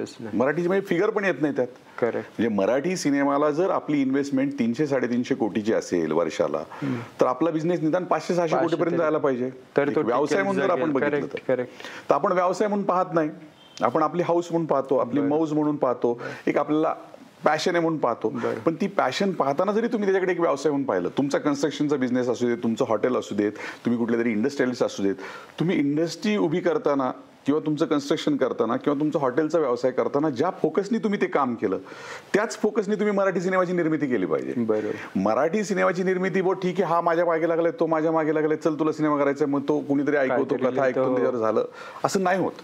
असं नाही झालं पाहिजे. म्हणजे मराठी निर्मात्यांनी पण त्याच्यावर विचार केला पाहिजे, मराठी दिग्दर्शकांनी पण विचार केला पाहिजे, मराठी रायटर्सनी पण असे विचार केले पाहिजेत की कुठला सिनेमा चालतोय, कुठला सिनेमा चालायला पाहिजे, आता आपलं मार्केटमध्ये काय यायला पाहिजे. मराठीत डिस्ट्रीब्युटर हा सेन्सॉर नंतर येतो. बरोबर. डिस्ट्रीब्युटर हा सगळ्यात तुमच्या कथेनंतर, रायटर डिरेक्टर झाल्यानंतर डिस्ट्रीब्युटर तुमचा इन्व्हॉल्व पाहिजे. कारण डिस्ट्रीब्युटर तुम्हाला क्रिएटिव्ह बद्दल काही बोलू शकत नाही, कारण त्याचा तो घास नाही. तो तुम्हाला फक्त कमर्शियल बद्दल बोलेल. पण त्याचं कमर्शियल तुम्हाला कन्व्हर्ट कसं करायचं, क्रिएटिव्ह अँगलनी कमर्शियल कसं कन्व्हर्ट करायचं, हा त्या दिग्दर्शकाचा विषय असतो. ते इनपुट्स, मग तुमचा जो ट्रॅक आहे, कंटेंट्स आहे, तो जर फायनान्शियल सक्सेसच्या पॉईंट ऑफ व्ह्यूने जर इंटिग्रेट करायला गेलं तर मग त्याच्यात बरेच त्याच्या स्टोरी स्ट्रक्चरमध्ये चेंजेस करावे लागतील. व्हायलाच पाहिजेत. मी आता 40 गोष्टी ज्यावेळी ऐकतो ना, 40 लेखकांच्या 40 गोष्टी ऐकतो ना, त्यातली मला 1 किंवा 2च व्यावसायिक वाटतात. उरलेल्या 38ला मी सांगतो याच्यावर सिनेमा होणार नाही. मी माझ्या इतकं परखड आणि स्पष्टपणे बोलतो ना, त्याच्यामुळे बरेच लोक माझ्यावर नाराज होतात. पण त्याला आता मी त्याला काही करू शकत नाही, कारण सगळेच आपल्याकडे गुडी गुडी बोलणार आहेत. म्हणजे प्रीमियरला आले तरी अरे क्या बात आहे, क्या फिल्म बनाई आहे, बाहेर जाऊन तो शिवाय देईल, पण तुमच्या तोंडावर मात्र तुमचं एवढं कौतुक करेल. नाही, हा प्रामाणिकपणा पाहिजे ऍक्च्युअली. आणि त्याचा त्रास होतो तुम्हाला बिझनेसला, पण त्याला काही पर्याय नाही. म्हणजे हे कोणीतरी बोललंच पाहिजे. करेक्ट. पण मग अशा परिस्थितीत समजा एखादा चांगला कंटेंट असेल, पण आपल्याला माहिती आहे की याचं कमर्शियल यश याला नाहीये, अशा परिस्थितीमध्ये त्या निर्मात्याने किंवा त्या दिग्दर्शकाने काय करायला हवं? एखादा सिनेमा जर तुमचा व्यावसायिक नसेल आणि तुम्हाला तो व्यावसायिक पद्धतीने मांडायचा असेल, तर तुम्ही डिस्ट्रीब्युटर चर्चा केली पाहिजे की बाबा हा सिनेमा याचं काय करायचं, हा सिनेमा रिलीज करायचा की नाही करायचा, रिलीज करायचा असेल तर किती मर्यादेपर्यंत केला पाहिजे, याला मी P&Aचा खर्च किती केला पाहिजे, याच्या बॉक्स ऑफिसमधनं रेव्हेन्यू किती यायला पाहिजे, तो किती येईल, त्याच्या प्रमाणात आपण खर्च करूयात का, असा अभ्यास मराठी निर्माते नाही करत. इव्हन दिग्दर्शक जे आहेत ना, दिग्दर्शकांनी सुद्धा तो सिनेमा तयार करत असताना दिग्दर्शकाचा सुद्धा एक पॉईंट ऑफ व्ह्यू असतो, त्याला काहीतरी सांगायचं असतं, त्याला काहीतरी गोष्ट सांगायची, त्याच्या सुद्धा त्याचा विचार केला पाहिजे. पण दिग्दर्शक लोक, काही काही दिग्दर्शक खूप लक्ष घालतात, काही काही अजिबातच घालत नाही. पण निर्मात्याला हे कळलं पाहिजे की आपल्या सिनेमात आपल्याला काय विकायचंय. एक्झॅक्टली. आपण काय विकायचे जर देऊ शकलो नाही तर प्रेक्षक का पाहिजे. म्हणजे माझं मत आहे की एखाद्या निर्मात्याला जर सिनेमा तयार करायचा असेल तर त्यांनी वर्षभरातले किमान 25 ते 30 मराठी सिनेमा पाहायला पाहिजेत. बरोबर. जर त्यांनी 25-30 मराठी सिनेमा पाहिले तरच तो त्याला काय करायचं हे कळू शकेल. करेक्ट. अदरवाईज व्यवसाय कसा करणार ना. मी एका ठिकाणी वाचलं होतं खूप आधी की हॉलिवूड फिल्म्स ज्या ज्या देशामध्ये जातात हळूहळू तिथली इंडस्ट्री ही म्हणजे रिजनल इंडस्ट्री संपुष्टात आणतात म्हणून. तर आपल्या इकडे मला वाटतं जवळपास जर 90sच्या काळापासून जर सुरुवात केली असेल, मला वाटतं जुरासिक पार्कने एक बेंचमार्क सेट केला, मग इतर ॲनाकोंडा, मग हळूहळू कंटेंट वाईज पण फिल्म्स यायला लागले त्यांचे. आणि आता हल्ली नेटफ्लिक्स OTTमुळे तर लिटरली इंटरनॅशनल क्वालिटीचं कॉन्टेंट बघितलं जातं, कन्झ्युम केलं जातं. आत्ताची जी आपली जनरेशन आहे म्हणा, जो एक जनरेशन अजून एखाद दुसऱ्या जनरेशन नंतरनं तितकी आत्मीयता राहणार आहे का मराठी हिंदी फिल्मसाठी. कारण जर ह्या स्केलचं कॉन्टेंट कन्झ्युम करत असेल आपण डे अँड नाईट, तो म्हणजे दृष्टिकोनच एवढा स्कोप वाढलेला आहे. मग त्याचे वेब सिरीज असतील, फिल्म्स असतील, तर हे गणित कसं पुढे बॅलन्स होणार एक. आणि तुम्हाला प्रोडक्शन वाईज झालं, कंटेंट वाईज झालं, डिस्ट्रीब्युशन वाईज झालं, किती चॅलेंजेस येतील म्हणा, किंवा मग ते सस्टेन होईल का तितकं. नाही, ज्यावेळी आपण हॉलिवूड सिनेमाचा विचार करतो तर हॉलिवूड सिनेमाचा विचार करताना आपण मूळ आपल्या भारतीय चित्रपटसृष्टीकडे येऊया. भारतीय चित्रपटसृष्टीकडे आपण जेव्हा पाहतो, दादासाहेब फाळकेंनी 1913 साली ज्यावेळी आपली पहिली फिल्म रिलीज केली, तर ही रिलीज केल्यानंतर आपला व्यवसाय सुरू झाला. आणि आपल्याकडे येणारे चित्रपट हे मायथॉलॉजिकल होते, त्या बेसवर तो सिनेमा होता. हॉलिवूडच्या बाबतीत काय झालंय, संपूर्ण भारतात जी चित्रपटाची संख्या आहे रिजनल सगळे धरून, ते 1500 ते 1600 चित्रपट दरवर्षी भारतात तयार होतात. हा जगातला एकमेव देश आहे की जिथे सगळ्यात जास्त कॉन्टेंट तयार होते. जर तुम्ही हॉलिवूडमध्ये गेलात तर हॉलिवूडमध्ये तुम्हाला ज्या फिल्म्स तयार केल्या जातात ते मोठे मोठे स्टुडिओज आहेत. स्टुडिओज ह्या कॉर्पोरेट कंपन्या आहेत आणि त्या कंपन्या प्रोड्युसर अपॉइंट करतात, त्या कंपन्या रायटर अपॉइंट करतात, त्या कंपन्या आर्टिस्ट अपॉइंट करतात. पण त्यांचं वर्किंग करताना ते संपूर्ण जगाचा विचार करतात, मार्केटिंग करतात. म्हणजे तुम्हाला आश्चर्य वाटेल, 2025 मध्ये 43 हॉलिवूडचे सिनेमा येणार आहेत. त्यांच्या डेट्स ठरलेल्या आहेत, कुणी कधी यायचे हे ठरलेलं आहे, त्यांचा प्लॅन झालेला आहे. त्यामुळे इतकं सुंदर त्यांचं प्लॅनिंग असतं ना, तर हे प्लॅनिंग आपल्याकडे नसतं. म्हणजे सुरुवातीच्या काळात तर मला आठवते की मला सेन्सॉर ऑफिसमधनं बाहेर आलं की प्रोड्युसर फोन करायचा, माझा सिनेमा सेन्सॉर झाला, प्रभात टॉकीजचं बुकिंग करा, असे फोन यायचे. म्हणजे त्यांना डिस्ट्रीब्युटर वगैरे असं वाटायचं की बाबा फार किरकोळ. त्यांची डिस्ट्रीब्युशन यंत्रणा मोठी. ह्या स्टुडिओचं जे तुम्ही आपण मगाशी बोललो ना, स्क्रॅबल किंवा ही जी यंत्रणा आहे डिजिटलची, ही यंत्रणाच त्यांनी शोधली. मग त्यांनी शोधल्यामुळे आता त्यांच्याकडे VPF चार्जेस असते, व्हर्च्युअल पिक्चरचे जे चार्जेस आहेत ते त्यांना 0 आहेत. त्यामुळे त्यांचं कलेक्शन हे आपल्याकडे मोठं होतं. याला आपलं अजून एक शैक्षणिक बॅकग्राऊंड असं होतं की साधारण 95-96 पासून येणारी जी पुढची पिढी आहे सगळी इंग्लिश मिडियमची पिढी आहे. त्यांना लहानपणापासून कार्टून, त्यांना वेगवेगळी इंग्लिश गाणी हे सगळं शिकवलं गेलं. त्यामुळे आजचा जो युवक आहे 23-24 वर्षाचा, त्याचा ट्रेंडच हॉलिवूडच्या सिनेमा. तो त्याला मराठी येतच नाहीये, त्याला मराठी शिकवणं सुद्धा खूप अवघड आहे. म्हणजे आपलं जसं आपण आपलं कल्चर जर पाहिलं तर ज्ञानेश्वर महाराजांनी जसं म्हणलं होतं की विश्वची माझे घरं, तर हे आपण कन्सिडर केलं, पण त्यांनी ते व्यावसायिकच केलं सगळं. बरोबर. आपण सदैव वसुदैव कुटुंबकम म्हणतो, पण त्यांनी हे संपूर्ण विश्व व्यावसायिक दृष्ट्या त्यांनी हे केलं. म्हणजे ते पाकिस्तानचा ऑडियन्स पाहण्यासाठी एखादा सीन त्यांचा पाकिस्तानात असायचा, भारतात काही गोष्टी शूट करायचे की भारताचा ऑडियन्स मिळावा, श्रीलंकेतलं एखादं बेट घ्यायचे की ते आपल्याला मिळावं. म्हणजे तो करताना त्यांनी तसा विचार केला. आपला मराठी माणूस विचार करताना मुंबईत जरी शूटिंग केलं तर तो कोकणचाही विचार करत नाही, विदर्भाचाही विचार करत नाही, मराठवाड्याचाही विचार करत नाही. त्याच्यामुळे ह्या मराठवाड्याच्या लोकांनी किंवा विदर्भाच्या लोकांनी मराठी सिनेमा पाहताना ते येत नाही, तयार होत नाहीत. बरोबर. मल्याळम सिनेमा, जर तुम्ही केरळ राज्य पाहिलं, किती छोटं राज्य आहे, तिथला माणूस शुक्रवारी सिनेमा पाहतो कंटेंट चांगलं आहे का वाईट, शनिवारी तो सिनेमा पाहतो ह्यात ह्याने वाईट काय दाखवलंय आणि चांगलं काय दाखवलं पाहिजे, आणि रविवारी परत पाहतो यातलं उत्तम कार्य काय. म्हणजे तो शुक्रवार शनिवार रविवार सिनेमा पाहतो. त्याची कलेक्शनचे आकडे म्हणजे जून जुलैमध्ये तुम्ही जर पाहायला गेलं तर त्यावेळी 1,500 क्रॉस केलं होतं मल्याळम सिनेमाने, 1,500 कोटीचा बिझनेस. म्हणजे तो तिची पॅशन आहे रिजनल सिनेमाला. अजून ती पंजाबीला पण नाही आली, ती गुजरातीला पण नाही आली. बेंगॉली तरी कल्चर आहे, त्यांच्याकडे लिटरेचर आहे मोठं. कारण बेंगॉली सिनेमा फक्त वेस्ट बेंगॉलमध्ये ज्या चालतात त्याच चालतात, पण बेंगॉली सिनेमा आपल्याकडे चालत नाही. मग त्यांच्याकडे आणि महाराष्ट्रात ह्या दोन्ही मराठी सिनेमात त्याचं एक कल्चर आहे, ते लोकांना आवडतं. म्हणजे त्याला आपण माती म्हणतो, मराठी मातीचा सिनेमा असेल तर आपल्या लोकांना आवडतं. पण हॉलिवूडचं तसं नाही. ही इंग्लिश मिडियम झालेली मुलं आहेत, ती त्याच्या प्रेमात आहेत. त्यांना ते पार्ट 1 पार्ट 2 ह्या ज्या फ्रँचायझीचा कॉन्सेप्ट आहे तो त्यांच्याकडनं आलेला आहे. आणि आता तर ते असं करायला, म्हणजे आता आपण सिंगम जर आत्ताच पाहिलं असेल तर ते ह्या सिनेमातलं एक, ह्या सिनेमातलं एक, ह्या सिनेमातलं, ही सगळी त्यांची गणित आहेत. म्हणजे आता तो टेलिव्हिजन मध्ये पण आलाय, या सिरियल मधला हिरो इकडे, त्या सिरियल, म्हणजे ते इतकं ते अडॉप्टेशन झालं. पण लोकांना, प्रेक्षकांना खेचण्यासाठी काय हवंय याच्यावर त्यांचं मार्केटिंग डिपार्टमेंट खूप सुंदर काम करतं. म्हणजे एक साधं उदाहरण दिलं, एक फॅन्ड्री नावाचा सिनेमा होता नागराजचा. त्याची पहिली फिल्म होती. मी त्याची 6-7 एडिशन त्याच्या पाहिल्या होत्या रिलीजच्या आधी. ज्यावेळी माझं त्या निर्मात्यांबरोबर चर्चा झाली, म्हणलं अरे ह्याला स्टुडिओ पाहिजे, हे असं रिलीज केलं तर अंगावर रिलीज सिनेमा, हे व्यावसायिक यश मिळेल का नाही मिळेल माहीत नाही. ज्यावेळी हा झीकडे गेला तर झीचे तत्कालीन ज्यावेळी हेड होते त्यांनी फक्त बघितलं की ह्याला मार्केटिंगला काय केलं पाहिजे, एक सुंदर गाणं द्यावं, जे गाणं पब्लिकला खेचून आणेल थिएटरमध्ये. त्यांनी ते दिलं, अजय अतुलला बोलून ते गाणं दिलं आणि ते एका गाण्यावर सिनेमा चालला. दिग्दर्शकाचा हट्ट होता गाणं वाजवू नये, प्रोड्युसरचा हट्ट होता गाणं पाहिजे, असं करत तो सिनेमा ह्या गोष्टी विंचू चावला. कसं होतं, त्या मार्केटिंगच्या मुळे पुढे जी सैराटची निर्मिती झाली त्यात 7-8 गाणी आली ना. बरोबर. जे कंटेंट बनतंय आपल्याकडे आता त्यांना स्केलअप तर करावंच लागतं, कुठल्याही लँग्वेजमध्ये जरी झाली तरी. त्यात प्रामुख्याने जर बघायला गेलं, आता जसं हॉलिवूड फिल्म्समध्ये तुम्ही सांगितलं की ते पेनिट्रेट ज्या पद्धतीने करतात, किंवा साऊथचे जे फिल्म्स आहेत ते ज्या पद्धतीने मार्केटिंग, किंवा आपल्या आता केरळ जसं तुम्ही सांगितलं, मल्याळम फिल्म इंडस्ट्री झाली, आणि सध्याला गेल्या 1-2 वर्षामध्ये तर साऊथ फिल्मने धुमाकूळच घातलेलं आहे आपल्या इकडे. म्हणजे ऑलमोस्ट ते सलमान शाहरुख खानपेक्षा डबल ट्रिपल पैसे कमवत आहेत.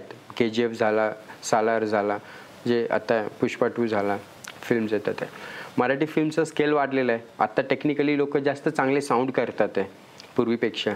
पूर्वी काही लिमिटेड असतील, आता ऑलमोस्ट बऱ्याच लोकांना ते फिल्म मेकिंगचं जे ग्रामर म्हणतो आपण त्याच्याशी थोडेफार वेल वर्स्ड आहेत, म्हणजे त्यांना समजतं.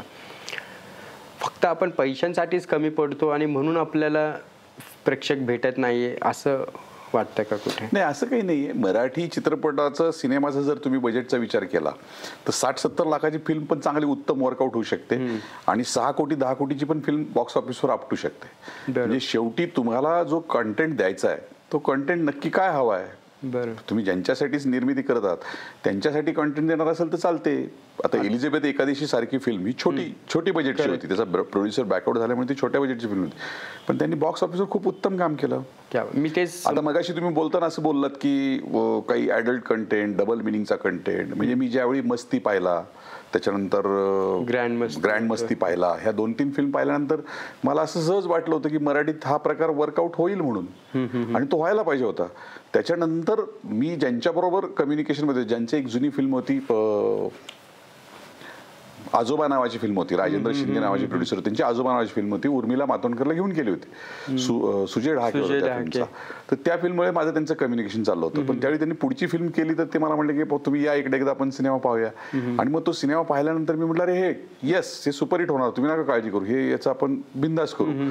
पण तोपर्यंत माझ्या ऑलरेडी आधी डिस्ट्रीब्युटर फायनल झाला होता. मग मी ज्यावेळी फिल्म पाहिली बॉईज, तर त्यावेळी मला गॅरंटी होती ही फिल्म बॉक्स ऑफिसवर चांगली वर्क होईल. अनफॉर्च्युनेटली आम्हाला त्यावेळी थिएटर्स हार्डली 100-110च्या आसपास थिएटर्स मिळाली. दुसऱ्या दिवशी त्याची 250-200 थिएटर झाली, आणि तिसऱ्या दिवशी जवळजवळ 300 पर्यंत आकडा पोहोचला होता. बॉईज सगळ्यात पहिली बॉईज. म्हणजे त्या सिनेमाने तुफान धंदा केला. म्हणजे जे प्रेक्षकांना हवंय, पण ते तिथपर्यंत तुम्हाला ती मर्यादा कळली पाहिजे, आपली लाईन कुठपर्यंत. ती लाईन जर क्रॉस करायचा प्रयत्न केला ना तुम्ही, तर मग तुम्हाला यश मिळणं थोडंसं अवघड असतं. पण बॉईजच्या, म्हणून मी त्यांच्या आता 4 बॉईजच्या सगळ्याच 4 पार्टला मी कन्सल्टंट म्हणून काम केलंय, डिस्ट्रीब्युशन अँड मार्केटिंगचा कन्सल्टंट म्हणून काम केलंय. म्हणजे त्या बॉईजच्या वेळी मी एवढं ठरवलं, म्हणजे त्यांची रिलीजची डेट काय असावी. त्यांचं जून, जुलै, ऑगस्ट चाललं होतं. म्हणलं ही डेटच नाही आपली, कारण त्या काळात येणाऱ्या ज्या रिलीज होणाऱ्या चित्रपट आहेत, कारण रिलीजची डेट इतकी महत्वाची असते. आपल्या मराठी चित्रपटाचं येताना सगळ्यात सुरुवातीला तुमचं पोस्टर कसं असावं, काय असावं, याचा कुणालाही अंदाज नाही. बरोबर. त्याच्यानंतर तुम्हाला ट्रेझर टीलर कोणाला म्हणजे जे नवीन लोक आहेत त्या निर्मात्यांनी खूप वेळा विचार केला पाहिजे. नंतर येणारा टीझर, त्याच्यानंतर येणारा ट्रेलर, ह्या गोष्टी कशा असाव्यात, कशा केल्या पाहिजेत, याचं वर्किंग कसं होतं, याचा खूप अभ्यास केला पाहिजे. म्हणजे मी बॉईजच्या पोस्टरच्या वेळी म्हणजे मी फार बारकाईने निर्मात्यांना बोललो होतो, हे मला असं असं असं पाहिजे. आता अवधूत गुप्ते सारखा मोठा माणूस होता, ज्याला मी प्रेझेंटर म्हणून ते सिनेमाबरोबर होते अटॅच. मग त्यांनाही ते थोडे नाराज झाले डेट बदलायची. म्हटलं डेट ही बदलावी लागेल. लकीली प्रोड्युसर स्ट्रॉंगली माझ्याबरोबर राहिले आणि आम्ही डेट बदलली. पण त्या डेटचा परिणाम इतका सुंदर झाला कारण तो सिनेमा पितृपंधरवड्यात रिलीज केला होता. अच्छा. आता पितृपंधरवड्यात जनरली सिनेमा येत नाहीत. मला मैदान मोकळं पाहिजे होतं माझ्या सिनेमासाठी, म्हणून मग मी तो त्यावेळी त्या रिलीज केला आणि त्यात मला यश मिळालं. आमचे पुढचे 4 बॉईज पितृपंधरवड्यातच रिलीज झाले. मग ती एक यशाची थोडीशी टेस्ट अभ्यास तितका आहे. आता त्यात 3 नवखे मुलं होते, आमच्याकडे विकायला काहीच नव्हतं. बरोबर. मग सनी लिओनी त्यात आली. सनी लिओनीचा सिनेमा मराठी सिनेमाचं तिकीट द्या असं म्हणत 95 लाखाचं कलेक्शन फक्त मराठवाड्यातलं आहे. बापरे. म्हणजे हे जे बॉक्स ऑफिसवर धमाल करतात ना, तर त्या सिनेमाचं यश तुम्हाला कळलं पाहिजे. आता बॉक्स ऑफिस आमचे अंदाज चुकतात. आम्ही काय परमेश्वर नाही किंवा आम्ही काय ज्योतिषी नाही की सिनेमा उत्तम वर्क होईल म्हणून. तसं असतं तर मग काय कोणी गेलं असतं. पण या सिनेमाचं एक जजमेंट असतं. आता मी सगळे सिनेमा पाहतो. मी असा डिस्ट्रीब्युटर आहे की जो सगळे सिनेमा पाहतो आणि सिनेमा पाहिल्यानंतर मी वस्तुस्थिती सांगतो समोरच्या माणसाला, प्रोड्युसरला, असं असं हे वर्क होणार, हे वर्क होईल, हे वर्क होणार नाही. आणि मग त्याच्यानंतर मी अतिशय परखड बोलल्यामुळे कदाचित डिस्ट्रीब्युटर राग येत असेल, लोकांना वाईट वाटत असेल, त्याला गुडी गुडी बोललं तर पटतं. त्यामुळे मला तो माणूस परत नाही आला तर मला त्याचं नाही वाईट वाटत त्या निर्मात्याचं. पण मला माहिती आहे माझी भूमिका मी स्वच्छ केली. मग तो सिनेमा येऊ नाही तर न येऊ. पण त्याचा परिणाम काय होतं की तुम्हाला बॉक्स ऑफिसवर जे मिळणार आहे 3-4 महिन्यानंतर तो प्रोड्युसर परत फोन करतो मला आणि सांगतो तुमचं ऐकायला पाहिजे, माझे 90 लाख रुपये गेले, तुमचं जर ऐकलं असतं तर त्यावेळी 10 लाख गेले असते, 80 लाख वाचले असते, आणखी एक सिनेमा तयार झाला असता. बरोबर.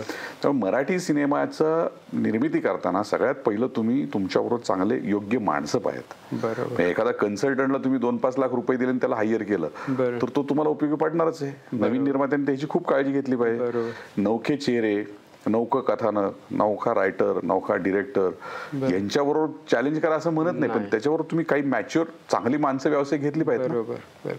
तुमचा जो तुमचं कंटेंट चांगलं आहे पण त्याचं पॅकेजिंग आणि डिस्ट्रीब्युशन स्ट्रॉंग असेल तर ते विकलं जाते. नाही, अननोन चेहरे, फेस व्हॅल्यू नसेल ना तर कुठलाही माणूस सिनेमा पाहायला धाडस करत नाही. बरोबर. भले तो किती सिनेमा चांगला असतो. बरोबर. याच्या उलट असे की सगळेच नोन चेहरे घेतलेत आणि सिनेमा चुकलाय, कंटेंट चुकलाय तरी लोक येतात. लोकांना जो प्रेक्षक आहे जो 100, 200, 300 रुपये तिकीट बारीवर तिकीट काढून सिनेमात येतो त्याला कंटेंट हवा असतो. बरोबर. तो कंटेंट तो त्याचं सगळं टेन्शन, मानसिक ताण तणाव हे सगळं विसरण्यासाठी थिएटरमध्ये येतो. बरोबर. ही मेंटल गरज आहे. म्हणजे जो माणूस प्रेक्षक असतो त्याची ती गरज आहे, मानसिक गरज आहे, म्हणून तो चित्रपट पाहायला येतो. मग त्याला तुम्ही उत्तम कंटेंट दिला तर तो खुश होतो, ही इज हॅपी. त्याला जे हवंय ते मिळालं की तो खुश होतो. पण त्याला थिएटरपर्यंत पुल करण्यासाठी तुमचे जे मॅग्नेट्स आहेत तुम्ही ते सगळे वापरले पाहिजे. बरोबर. होतंय कसं, अनफॉर्च्युनेटली आपल्याकडे P&A ला म्हणजे पब्लिसिटी आणि ऍडव्हर्टायझिंगकडे दुर्दैवानं दुर्लक्ष केलं जातं. निर्मात्याला घाई असते, नंबर गेम असतो, मला 100 प्रोडक्शन पर्यंत येता पैसे संपलेले असते पर्यंत पोहोचेपर्यंत शेवटचं खापर डिस्ट्रीब्युटरच असतं. आमच्या डिस्ट्रीब्युटरने सिनेमा नीट लावला नाही, आम्हाला पाहिजे ती थिएटर्स मिळाली नाहीत, मग आमचा सिनेमा चालला नाही, याला काही अर्थ नसतो. मग मी आता बऱ्याच वेळा सांगतो ना की काही मॉर्निंग शो, आता मी बॉईजला 9चे शो 10चे शो मागितले होते सकाळचे कॉलेजचे. मला मी त्यांच्यासाठी सिनेमा केलाय, मला त्यांनाच दिला पाहिजे ना सिनेमा. मग त्यांना जे शो पाहिजे ते मी दिले पाहिजेत. करेक्ट. तर लोक नंतर म्हणायला लागले 9चा शो प्राईम असतो, प्राईम शो हे संध्या इव्हिनिंगलाच असतात. फॅमिली ऑडियन्स असेल तो इव्हिनिंगला चाललं पाहिजे. पण हे सगळे रिलीज आपण ज्यावेळी करतो ना एक सिनेमा, म्हणजे होऊ दे जरासा उशीर सारखा सिनेमा आहे जो मी IT च्या लोकांसाठी विचार केला होता, किंवा एक मंत्र नावाचा सिनेमा आहे त्याचा टिपिकल मी हा सिनेमा कुठे रिलीज केला पाहिजे त्याचा विचार केला होता. म्हणजे मी डिस्ट्रीब्युटर म्हणून जेव्हा काम करतो त्यावेळी मी त्या पहिल्या सिनेमाचा अभ्यास करतो. मला या सिनेमात काय विकायचंय, ते कसं विकायचंय आणि कुणासाठी सिनेमा करायचा, तेवढाच मी विचार करतो. मला ज्यावेळी समोरचा माणूस म्हणतो मला 200 थिएटर पाहिजे, 300 थिएटर पाहिजे, मी त्याला सांगतो बाहेर भरपूर आहेत, कुठेही जा. त्याचं कारण असं की 200-300 नंबर जे असतात त्या नंबर्सला आपण फसतो. बरोबर. त्या नंबरमधनं जर कलेक्शन येणार नसेल तर त्याचा काहीच उपयोग नसतो. आता मी नुकताच एक हिंदी चित्रपट केला, हिंदी इंग्लिश चित्रपट केला रिलीज मे महिन्यात. तर त्याची प्रोडक्शन कॉस्ट जी आहे किंवा आम्ही त्याच्यासाठी केलेले एक्सपेन्सेस हा डोळ्यासमोर करताना मी त्याचं 3-1 कोटीचं वर्किंग केलं की 3-1 कोटी मला बॉक्स ऑफिसमधनं येतील. आता 3 कोटी बॉक्स ऑफिस मधनं आले तर माझ्या सिनेमाची रिकव्हरी होणार आहे. बरोबर. मग 3 कोटीच्या बॉक्स ऑफिस मधनं मला 30% जरी लोक आले तरी माझे 91 लाख रुपयाचा बॉक्स ऑफिस होईल आणि मला माझा शेअर चांगला मिळेल. हिंदी सिनेमा असल्यामुळे 50% शेअर मिळेल. 40-50 लाख रुपये मी जे पिक्चर मध्ये टाकणार आहे ते तर माझे रिटर्न आले पाहिजे. मग ते आता रिव्हर्स स्टडी म्हणजे तो यायला पाहिजे. म्हणून मराठी चित्रपटाच्या निर्मात्यांनी सुद्धा मी आता सगळ्यांना सांगतो, ज्यावेळी जिथे जाईल तिथे सांगतो की 2-2, 3-3 चित्रपट निर्मात्यांनी त्यात आलं पाहिजे. तिघांनी मिळून त्याची निर्मिती केली पाहिजे. तुम्ही जे 60-60 लाखाचे 3 सिनेमा करता त्याच्याऐवजी 1 कोटीचा 1 सिनेमा करा. वरचे 80 लाख तुम्ही मार्केटिंगसाठी ठेवा. 3 निर्मात्यांनी एकत्र या. तुम्ही सिनेमा करा. 1 सुपिरियर राहू दे, 2 इन्फिरियर राहतील, को प्रोड्युसर म्हणून काम करतील. को प्रोड्युसर म्हणून तुम्ही 3 सिनेमा करा ना. तुम्ही 3 सिनेमा को प्रोड्युसर म्हणून केले, जर त्यात तुम्हाला आर्थिक यश आलं तरच तुम्ही 4था सिनेमा इंडिपेंडंट उभा राहून करू शकता. ॲज अ कंपनी विचार करायला हवा किंवा एक कंपनी म्हणून विचार केला पाहिजे, कॉर्पोरेट म्हणून विचार केला पाहिजे. कॉर्पोरेटमध्ये तुमचा व्यावसायिक म्हणून तुम्ही केलं पाहिजे. काय होतं आता हा जो तुमचा आता क्राऊड फंडिंगचा मागच्या वर्षी मी एक फिल्म पाहिली. आपल्या पुण्यातला डिरेक्टर आहे सागर बंजारी म्हणून, आणि त्यांनी एक फिल्म केली. तर त्यांनी ती कशी केली की जो खर्च आहे तो खर्च इन्व्हेस्ट केला. सगळ्यांना सांगितलं, डीओपीला, प्रोड्युसरला, डिरेक्टरला, म्हणजे प्रोड्युसर स्वतःच होते, जेवढी कलाकार होते कलाकारांनी सांगितलं तुमचं किती 10 लाखाचं मानधन आहे, आम्ही 3 लाख देऊ, 7 लाख सिनेमात रिकव्हर झाले तरच मिळतील. अशा पद्धतीने त्यांनी 70-1 लाखात उत्तम फिल्म बसवली. सिनेमाची कॉस्ट 2-2.25 कोटीची होती, त्यांनी बसवली 70-1 लाखात. ती नेमकी कोरोनाच्या काळात आल्यामुळे त्याचा तो जो पुढे प्रेझेंटर आहे तो येऊ शकला नाही. मग अशा गोष्टीत अडीअडचण निर्माण झाल्या तर राहतं. पण कोऑपरेटिव्ह तत्वावर इथून पुढे फिल्म्स येतील, क्राऊड फंडिंगवर फिल्म्स येतील. जसं शॉर्ट फिल्मला मार्केट नव्हतं ते आता आपल्याकडे शॉर्ट फिल्मला मार्केट यायला सुरुवात झाली. आता तुम्हाला जो कंटेंट हवा आहे तो इतका उत्तम पाहिजे. आता तुम्ही जर म्हणाला तो OTT किंवा सॅटेलाइट वाले सिनेमा घेत नाहीत, मी मगाशी जसं म्हणालो सॅटेलाइटची अमाऊंट ही 40% असते. तुम्ही सॅटेलाइटला जर 60% अमाऊंट मागायला लागले, 80% अमाऊंट मागायला, ते देणार नाहीत. येत आहे. लोक काही मागतात, बनवतात 10, समजा एक 10 रुपयामध्ये बनवलं असेल ते 40 रुपये सांगतात, म्हणजे 20 पण नाही सांगत. नाही, मग तेच चुकीचं आहे ना. बरं, तुमचा पहिला सिनेमा आहे, हो, समोर जो पाहणार असतो ना तो रोज सिनेमा पाहत असतो. मी सिनेमा पाहिला की मी सांगतो याचा कॉस्ट किती असेल. जरी त्याने मला 2.5 कोटी सांगितले तर मी सांगतो 1.20च्या पुढे नाही याची कॉस्ट. बरोबर. हे आपण काय सांगतो, अनुभवाच्या बेसिसवर सांगतो. आणि जो सिनेमा चालणार नाही त्याचा वेगळाच तुम्ही विचार केला पाहिजे. माझ्याकडे मध्यंतरी एक सोलापूरचे प्रोड्युसर आले होते. तर ही वॉज अ पॉलिटिशियन. तर तो मला म्हणाला की मला असं असं सिनेमा रिलीज करायचा आहे. मोठा माणूस होता. तर मी म्हटलं बाबा हे सिनेमा किती पाहिजे. ते म्हणजे मला एक 100 सिनेमा लावायचा आहे. म्हटलं एक 90-1 लाख रुपये खर्च येतील. 100 सिनेमा लावायचा असेल तर 70च्या आसपास येईल. 125 गेलं तर 90-1 लाखाचा खर्च येईल. म्हणजे सगळाच खर्च टोटल पीएनडीचा. ते म्हणले ठीक आहे, आता पुढच्या आठवड्यात आपण भेटू, मी बँकेचं कर्ज काढतो 50 लाख. म्हणलं काय करताय, कर्ज कशाला काढता. ते म्हणले रिलीज करायला. म्हणलं अजिबात काढू नका, कुणी सांगितलं तुम्हाला कर्ज काढून रिलीज करायचं. ते म्हणले पैसेच नाहीत माझ्याकडे. म्हणलं तुमच्याकडे किती पैसे आहेत. ते म्हणले फार फार तर 12-15 लाख आहेत. म्हणलं 15 लाखात आपण सिनेमा रिलीज करू. बरोबर. त्याचं कारण सांगतो तुम्हाला. तुम्हाला ह्या सिनेमापासून काय अपेक्षित आहे. बरोबर. तुम्ही हा सिनेमा का केला, तर हा सिनेमा करण्यापाठीमागचं तुमचं लॉजिक काय. एंड कन्झ्युमर क्लिअर पाहिजे तुमचं. नाही, त्यांनी मला सांगितलं की बाबा मला माझं नेम अँड फेम पाहिजे माझ्या भागात. ओके. मग मी काय केलं, तो सिनेमा सोलापूर डिस्ट्रिक्टमध्ये 26 थिएटरला लावला. अच्छा. म्हटलं आता तुम्हाला जे काही तुम्हाला जे यश आहे तुमच्या भागात तुम्ही आपोआप तुम्ही तुमचे पॉप्युलर व्हाल, तुम्ही फेमस व्हाल, तुम्ही तुमच्या सोलापूर जिल्ह्यातलं तुम्ही यश कॅच करा आणि पुढे जा. मग त्यांना पुढे थोडंसं गाईड केलं की एवढं एवढं. मग ते सॅटेलाइटचे सेम. म्हटलं तुम्ही सॅटेलाइटला एवढीच फिगर सांगा, ह्याच्यापेक्षा जास्त सांगू नका. तो माणूस उभं पण नाही करणार समोरचा. मग त्याचा सिनेमा गेला सॅटेलाइट, आणि ही त्याला रिकव्हरी घेतली. 30-1 लाख रुपये त्याचा लॉस आहे त्या सिनेमात. टोटल 20 खर्च गेला, त्याला 80-90 लाखापर्यंत जे पैसे वसूल झाले. मोठी गोष्ट आहे. 50% रिकव्हर होणं. तोच सिनेमा जर दुसऱ्या कोणी गेला असताना त्याला अजून 50 लाखाला गेला असता, त्याला 10-12 लाख पण हातात नसते आले. अशीच एक फिल्म धुळे नंदुरबार भागातली होती. तो माझ्याकडे आला. सगळे नौके होते, 7-8 युथ होते. त्यांनी उत्तम फिल्म केली होती. पण तशा बऱ्याच प्रकारच्या तशा फिल्म्स येऊन गेल्या. त्याला म्हणलं ह्यातनं काय पाहिजे. नाही, मला डिरेक्टर म्हणून एस्टॅब्लिश पाहिजे. म्हटलं मग मी तुझ्या भागातच तुला रिलीज करून देतो, नंदुरबार आणि धुळे तिथंच रिलीज करून देतो. तू तेवढंच काम कर आणि तिथे तुला काय करायची ती पब्लिसिटी कर. म्हणून मी त्याला 8-10-10-1 लाख रुपयात त्याचं काम मी करून दिलं.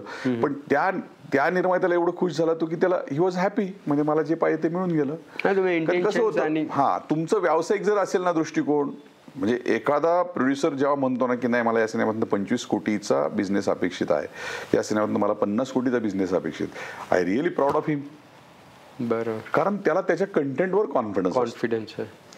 तुमच्याकडे जर कॉन्फिडन्सच नसेल तुमच्या सिनेमात तर प्रेक्षकांनी तुमच्यावर काय विश्वास ठेवावा. बरोबर. आणि या केसमध्ये ही करमणूक आहे, लक्षात घ्या. ज्याला सिनेमा पाहायचा आहे, महिन्यातून 1 किंवा 2 सिनेमा जो माणूस पाहतो, त्याचं आर्थिक उत्पन्न किती असतं? साधारण 20-30 हजाराच्या आसपास असतं. तो काय फ्लाईटने कुठे जाऊ शकत नाही, तो तिकडे काश्मीरला किंवा इकडे खाली कन्याकुमारीला जाऊ शकत नाही. त्याची करमणूक सिनेमा हीच करमणूक असते. मग त्याची ती मानसिक गरज आहे हा विचार करून तो सिनेमा बघायला येतो. हे आपण लक्षात घेत नाही. आपल्याला जे पाहिजे, मला जे पाहिजे ते मी तयार करतो, मग तो प्रेक्षक ऍक्सेप्ट नाही करत. हा प्रेक्षक जो असतो, जो 200 रुपयाचं तिकीट काढून सिनेमा थिएटरमध्ये येतो, हा तुमच्या सगळ्या युनिटपेक्षा हुशार असतो. तो पहिल्याच दिवशी ठरवतो, हा बच्चन आहे ना, याला घरी जाऊ द्या, हे वाईट आहे कंटेंट. म्हणजे तो कुणाचा विचार नाही करत. कोणी असो, त्याला काही घेणं देणं नाही, हे वाईट आहे हे मी पाहणार नाही, तो मोकळा होतो. म्हणजे तुम्ही आपण 6-6 महिने वर्षभर सिनेमावर काम करत असतो, आपल्याला अंदाज नसतो, पण तो 3 तासात ज्याचा सिनेमाचा काही संबंध नाही तो ठरवतो की सिनेमा चालवायचा की नाही चालवायचा. इनफॅक्ट आता मी मगाशी तुम्ही एलिझाबेथ एकादशीचं बोलले, मग परेश मोकाशी हे मला खूप आवडतात ॲज अ डायरेक्टर म्हणून. त्यांचा जसं आत्ता जो मूवी गेला स्वप्नील जोशी आणि सुबोध भावे, त्या फिल्मचं काय होतं कलेक्शन जवळपास? ज्यावेळी त्यांनी चर्चा केली काय आर्थिक फिगर्स आहेत ना, वाळवी नंतर नाचगं घुमा जी फिल्म केली, तर नाचगं घुमा हे टायटलच इतकं अट्रॅक्टिव्ह होतं की मला 100% गॅरंटी ह्या सिनेमाचं हे वर्क होईल म्हणून. अच्छा. कारण आधी जो येणार होता बाई पण भारी, बाईक, त्याचं वर्किंग झालं त्या सिनेमाचं. त्याच्यानंतर बाईगा नावाची फिल्म आली, ती नाही वर्क झाली. अच्छा. पण ही जी फिल्म आहे ही चांगली वर्क झाली बॉक्स ऑफिसला. पण नाचगं घुमा बॉक्स ऑफिसला वर्क झाल्यानंतर एक तो डिरेक्टर, मुळातच तो चांगला डिरेक्टर, त्याच्या सगळ्याच फिल्मनी बॉक्स ऑफिसने धंदा केलाय, पण त्या स्टुडिओकडे असायच्या. इंडिपेंडंट प्रोड्युसर म्हणून त्यांनी आणि मधुगंधानी ज्या फिल्म्स केल्यात, तर त्या फिल्म्सला आर्थिक यश चांगलं आलेलं आहे. ओके. मला गॅरंटी तो जे प्रोड्युसर्स आता यश मिळवत आहेत ना, त्याला ते गणित समजलेलं आहे. बरोबर.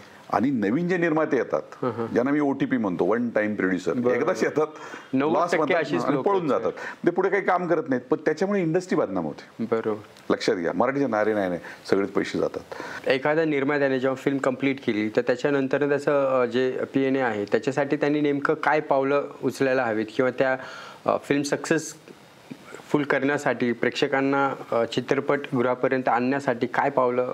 बेसिकली चित्रपट निर्मिती करताना त्या निर्मात्याने हा चित्रपट आपल्याला कसा रिलीज करायचा आहे, ह्या रिलीजसाठी आपलं काय बजेट असावं ह्याचा निश्चित पहिला विचार केला पाहिजे.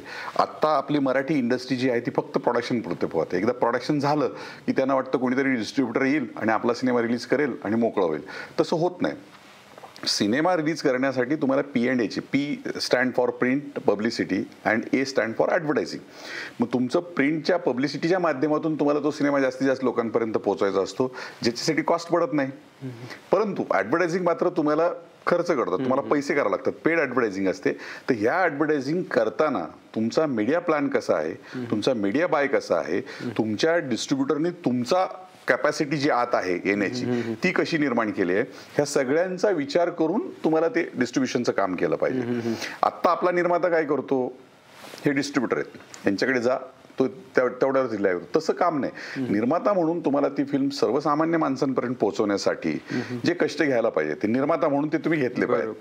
दिग्दर्शक म्हणून दिग्दर्शक कष्ट घेणार आहे, पण प्रोड्युसर म्हणून जेव्हा तुम्ही घेणार आहात तर तुम्हाला हे सगळं अभ्यास केला पाहिजे, ह्याचं तुम्हाला नॉलेज पाहिजे.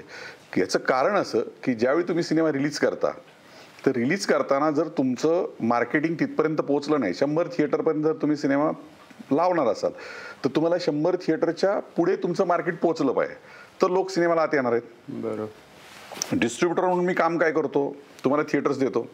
मार्केटिंगचा माणूस काम काय करतो, मार्केटिंगसाठी तो थिएटरमध्ये आणतो. पण त्याच्या पुढचा जो रोल असतो तो दिग्दर्शकाचा असतो. दिग्दर्शकाला तो माणूस संपूर्ण सिनेमा शांतपणे बसला पाहिजे थिएटरमध्ये, त्यांनी एन्जॉय केला पाहिजे.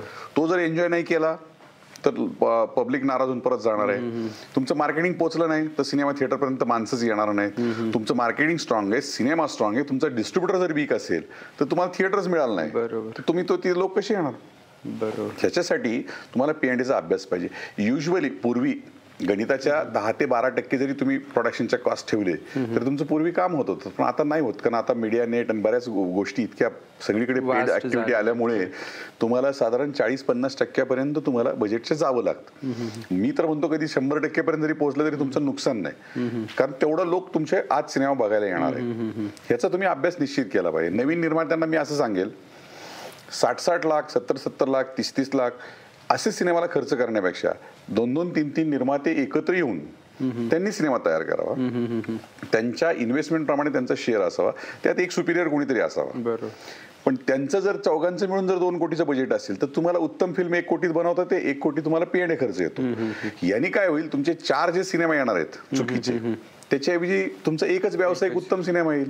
आणि मग हे व्यावसायिकता आणण्यासाठी तुमच्याकडे सुरुवातीपासून कोणीतरी चांगला कन्सल्टंट असणं अपेक्षित आहे. सगळेच नवीन असेल तर त्याचं काम होत नाही. फेस व्हॅल्यू, तुमचं कास्टिंग, आता कास्टिंग डिरेक्टर आपल्याकडे ही नवीन संज्ञा येते, तर कास्टिंग डिरेक्टर तुमच्याकडे उत्तम पाहिजे. तुमचं कास्टिंग सिनेमाचं प्रॉपर झालं पाहिजे. तुम्ही सगळे अननोन फेसेस घेतले ज्याला फेस व्हॅल्यू नाही, तर तुमच्या सिनेमाला लोक बघायला येणार नाहीत. तुम्ही तरी पाहाल का?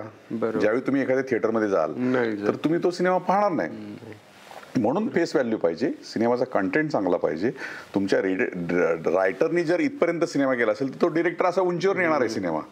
मग एवढ्या उंचीवर गेलेला सिनेमा डिस्ट्रीब्युशन अँड मार्केटिंगमुळे जर मोठा होणार असेल तर त्याचा तुम्ही अभ्यास केला पाहिजे. 2 कोटीचा सिनेमा असेल तर तुम्हाला विश्वास पाहिजे की ह्यातनं मी 20 कोटीचा बिझनेस आणणार आहे. तुम्ही ज्यावेळी म्हणता की नाही आता 2 कोटीमध्ये 180 मिळालं तरी सफिशियंट आहे, बस झालं, मला नको, तर ते तुमचं गणित नाही. म्हणजे तुम्ही तो व्यवसाय नाही. म्हणजे जसं सगळेच जण म्हणतात की सिनेमा हा व्यवसाय हा जुगार आहे, तर खरोखर हा जुगार आहे. तुम्हाला रिस्क घ्यायचीच आहे. तुम्ही जितकी मोठी रिस्क घ्याल तेवढे तुम्हाला जास्त पैसे मिळणार आहेत. तुम्ही रिस्कच छोटी घेतली तर तुम्हाला पैसे मिळणारच नाही. अपेक्षा एवढ्या असतात, लोकांना वाटतं की मी ज्या घोड्यावर पैसे लावतो तोच जिंकायला पाहिजे, पण तो खरंच घोडा आहे का गाढव आहे की काय? घोडा लुळा पांगळा असेल तर आपण काय करणार आहे, त्याचा काहीच उपयोग होत नाही. गाढवला पळायचं म्हणजे मला डरबी जिंकवायचंच आहे, एक काम करा, हे अजून 4 पैसे ठेवा. नाही, ते वर्कच होणार नाही. कारण कसं होतं, प्रोडक्शन कॉस्टचं जेव्हा तुमचं बजेट असतं, म्हणजे प्रोडक्शन कॉस्टचं, एका हिंदी सिनेमाच्या निर्मात्याशी मी बोलत असताना तो मला म्हणला की माझं बजेट 60 लाखाचं आहे, याच्यावर ग्लास जरी फुटला तरी ती फिल्म ओव्हर बजेट होणार आहे. म्हणजे तरी किती अभ्यास केला असेल, त्या 60 लाखाचं किती कॅल्क्युलेशन केलं असेल. कारण तुम्ही तुमचं जेवढं ओव्हर बजेट होतं सिनेमाचं, जेवढं ओव्हर जाईल त्याच्यात 3 टाइम्स मला बॉक्स ऑफिसवर कलेक्शन मिळवावं लागतं. 3 टाइम्स बॉक्स ऑफिसवरनं कलेक्शन आणण्यासाठी परत त्याच्या 1/4 मला P&A खर्च करावा लागतो. मग ही जी कॉस्ट आहे ही तुमची कॉस्ट डिस्ट्रीब्युटर येते. डिस्ट्रीब्युटर मग तो P&A खर्च पण काढू शकत नाही. डिजिटल कॉस्ट आली पाहिजे, नंतर तुमची P&A कॉस्ट आली पाहिजे, मग तुमची सिनेमाची कॉस्ट येते.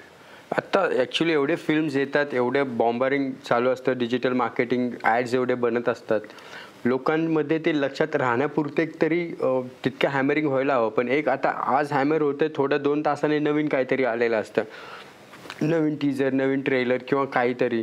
मग हे ॲक्च्युली P&Aच्या मार्फत पण टिकवणं, ऑडियन्सवरती तो इम्पॅक्ट आणि थिएटरपर्यंत तो इंटरेस्ट जागृत ठेवणं. कारण आता एवढे दर आठवड्याला फिल्म येतात, मराठी झाले, हिंदी झाले, अनेक सिनेमे झाले, तो ट्रॅक सुटत जातो का कुठे कुठे? कारण आता मार्केटमध्ये तुम्ही पुष्पा 2 चालू आहे सध्या जोरात, बरोबर? तुम्हाला 2 महिन्यापूर्वी असं वाटलं असेल ना की मला पुष्पा 2 पाहायचंय म्हणून, वाटलं की नाही? म्हणजे हा जो प्री सेल आहे तो प्री सेल मराठी सिनेमात व्हायला पाहिजे. म्हणजे 10 जानेवारीला येणारा संगीत मानापमान मला पाहायचा आहे हे मी आज ठरवलं पाहिजे.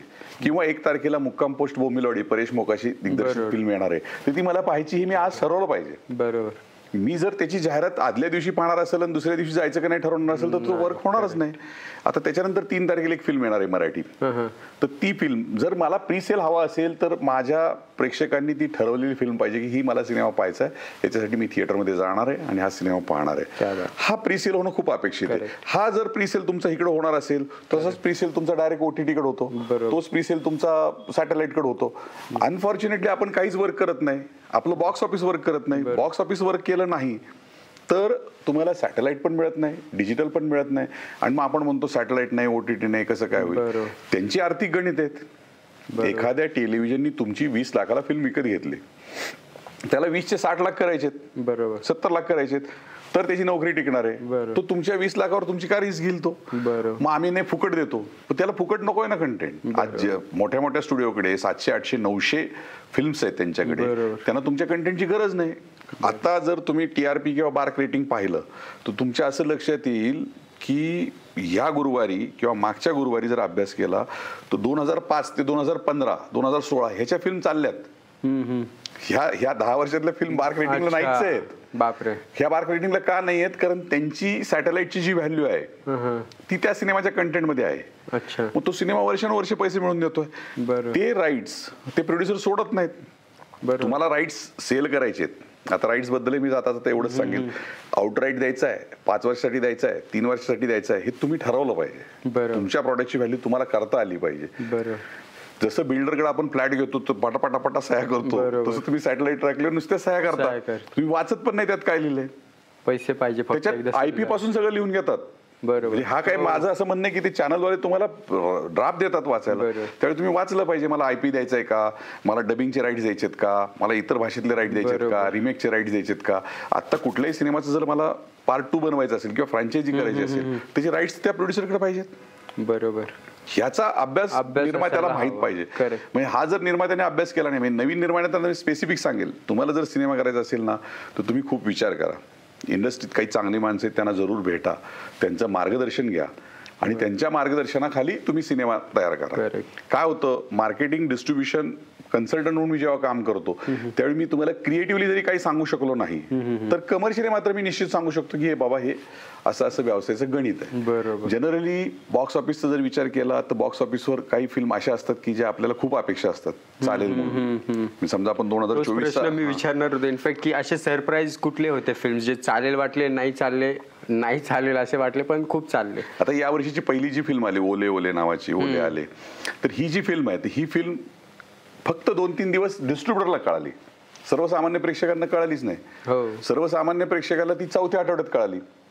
3ऱ्या-4थ्या आठवड्यानंतर तुमचा शेअर आहे तो कमी होतो, प्रोड्युसरचा, थिएटरवाल्यांचा शेअर वाढतो. पुढच्या 7-8 आठवडे फिल्म जरी चालली तरी ते थिएटरवाल्यांसाठी प्लसमध्ये गेली. त्यामुळे सुरुवातीचे जे 1-2 आठवडे आपण नंबर ऑफ शोजला फाईट करतो ती फाईट महत्वाची. आता फॉर एक्झाम्पल आता जे मार्केटमध्ये जे सिनेमा येतात, आता रानटी सारखा सिनेमा, फुलवंती सारखा सिनेमा, ह्याच्या मला खूप अपेक्षा होत्या. मग 1 नंबर ह्या सिनेमाच्या पण खूप अपेक्षा होत्या, पण अपेक्षा एवढा त्या सिनेमाने बिझनेस केला नाही. काही सिनेमा असे आहेत की ज्याची आपण अपेक्षा करत नाही पण ते बॉक्स ऑफिसवर वर्किंग होतं. फॉर एक्झाम्पल मी हिंदीतलं उदाहरण 2 देईल, स्त्री 2 किंवा मुंजा. आता मुंजा ही आदित्य सरपोतदार मराठी डिरेक्टरची फिल्म, ज्यांनी क्लासमेट सारखी सुपरहिट 15-16 कोटी बिझनेस देणारी फिल्म केली होती, त्या डिरेक्टरनी केलेली फिल्म आहे. 130 कोटीचा बिझनेस झाला त्या फिल्मचा. ही दुसरी स्त्री 2 आहे, तिनं जवळजवळ 753 आसपास धंदा केला. हा बिझनेस आपल्याला डोळ्यासमोर पाहिजे. म्हणून मराठी निर्मात्यांनी खंबीरपणे सांगितलं पाहिजे की माझा हा 3 कोटीचा सिनेमा आहे, मला 30 कोटीचा बिझनेस करायचा आहे. बरोबर. हे का सांगितलं पाहिजे, तर तुम्ही प्रोडक्शनला उतरा.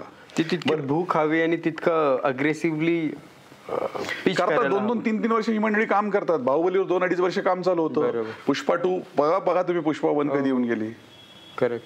म्हणजे बॉईजला सुद्धा आता आमची बॉईज पुढे यायची ना, त्याला ते गॅप घेत आहेत, ते निर्माते गॅप घेत आहेत, दिग्दर्शक गॅप घेत आहेत, कलाकारही गॅप घेत आहेत. कारण तुम्हाला देताना कंटेंट चांगला दिला पाहिजे, आणि तो एंटरटेनिंग पाहिजे, तरच त्याचा उपयोग होतो. बरोबर. आता मी फक्त परेश मोकाशींच्याच फिल्म नॉर्मली फॉलो करतो मराठीमध्ये. आता तुम्ही म्हणल्याप्रमाणे त्यांची आता ही नेक्स्ट फिल्म आहे, तर त्यांचे जे फिल्म्स बनतात ते बॉक्स ऑफिसवरती सस्टेन आहेत म्हणून त्यांचे एवढे बॅक टू बॅक फिल्म्स येतात, ते कंटेंट वाईज चांगले की नाही. परेश मोकाशी हा एक वेगळा थिएटरचा उत्तम डिरेक्टर रायटर आहे. त्यांनी मराठी सिनेमा ज्यावेळी काढायला सुरुवात केली तर मराठीतले त्यांनी जे सिनेमा केले ते खरंच उत्तम व्यवसाय करणारे सिनेमा केले. म्हणजे आता लेटेस्ट फॅक्टरी होता, हरिश्चंद्र फॅक्टरीची तर तुमची म्हणजे ऑस्कर पर्यंत जाईल इतकी चर्चा होती. एक उत्तम कथानक उत्तम पद्धतीने सादरीकरण केलं होतं. ऐकलं होतं की त्याला झीने पहिले नाकारलं होतं म्हणून त्या फिल्मला. हा, हे होतं ना, हे व्यवसायात होतं. म्हणजे आता कागर सारखी फिल्म आहे जिला मी कन्सल्टंट होतो, झीने नकार दिला होता. मग मी त्यावेळी कारण झीकडे रिंकूची हिस्ट्री होती, 100 कोटी फिल्म करणाऱ्या चित्रपटाची हिरोईन ती होती, म्हणून मी झीकडे अप्रोच झालो होतो. पण झीनं नकार दिला. पण झीनं नकार दिला म्हणजे त्यांची काही व्यावसायिक गणित असतील असं नाही म्हणत, पण आम्ही व्हायकॉम बरोबर गेलो. तर माझ्यावर माझे सहकारी, ते प्रोड्युसर स्वतः, दिग्दर्शक, त्यांचे EP या सगळ्यांनी मिळून जेव्हा आम्ही प्रयत्न केला तर तिकडे आम्हाला व्हायकॉमला इंटरेस्ट आला. 6-6.5 कोटीचा बिझनेस केला. पण तो जर प्रोड्युसरनी खर्च केला असता ना तर तो पैसे तेवढे रिकव्हर नसते झाले. म्हणजे कधी फिल्म स्टुडिओकडे जावी आणि कधी इंडिव्हिज्युअल प्रोड्युसरनी रिलीज करावी याचंही तंत्र आहे. बरोबर. ह्या तंत्रात जर तुम्ही फसलात, कारण ही फिल्म इंडिव्हिज्युअली ही किंवा फॅन्ड्री ह्या ज्या फिल्म्स आहेत ना ह्या स्टुडिओकडनंच प्रसिद्ध होणार आहेत. आता बॉईज सारखी फिल्म ज्यावेळी मी होतो तर आमच्या पाठीमागे कोणीच उभं नव्हतं ना, स्टुडिओने आम्हाला एंटरटेन पण केलं नाही. म्हणजे एका स्टुडिओने तर मला असं सांगितलं की सनी लिओनी आमच्या कल्चरमध्येच बसत नाही, आम्ही कसं काय तिला करू. म्हणलं आता सनी लिओनीला काय मंगळागौर करायला सांगायची, ते शक्य नाही ना, जे पॉसिबल.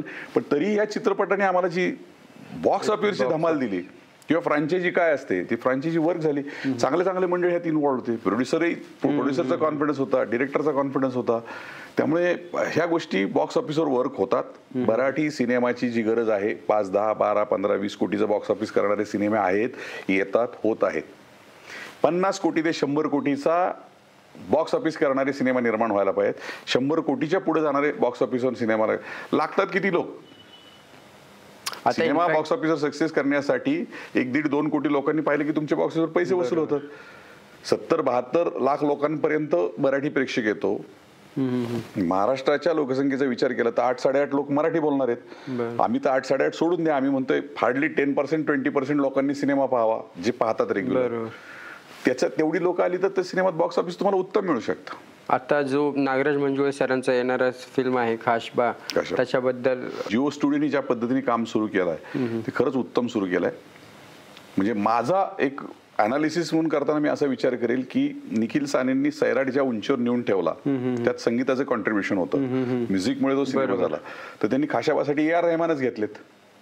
म्हणजे मग म्युझिकचं अजून कॉन्ट्रीब्युशन किती मोठं होईल. म्हणजे ह्या गोष्टी डेफिनेटली वर्कआउट होतात आणि हे वर्कआउट केलंच पाहिजे. तुम्हाला प्रत्येक सिनेमा हा 100% एका गोष्टीमुळे सक्सेस होत नाही. बरोबर.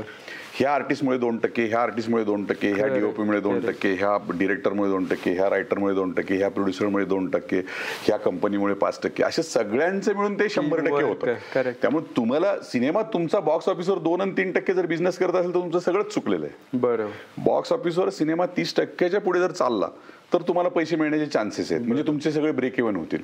आणि 50%च्या पुढे गेला सिनेमा तुम्हाला डेफिनेट पैसे मिळणार आहेत. बरोबर. आपला सिनेमा 50 ते 60%च्या मध्येच खेळतो. एखाद दुसरा सिनेमा 70-72%.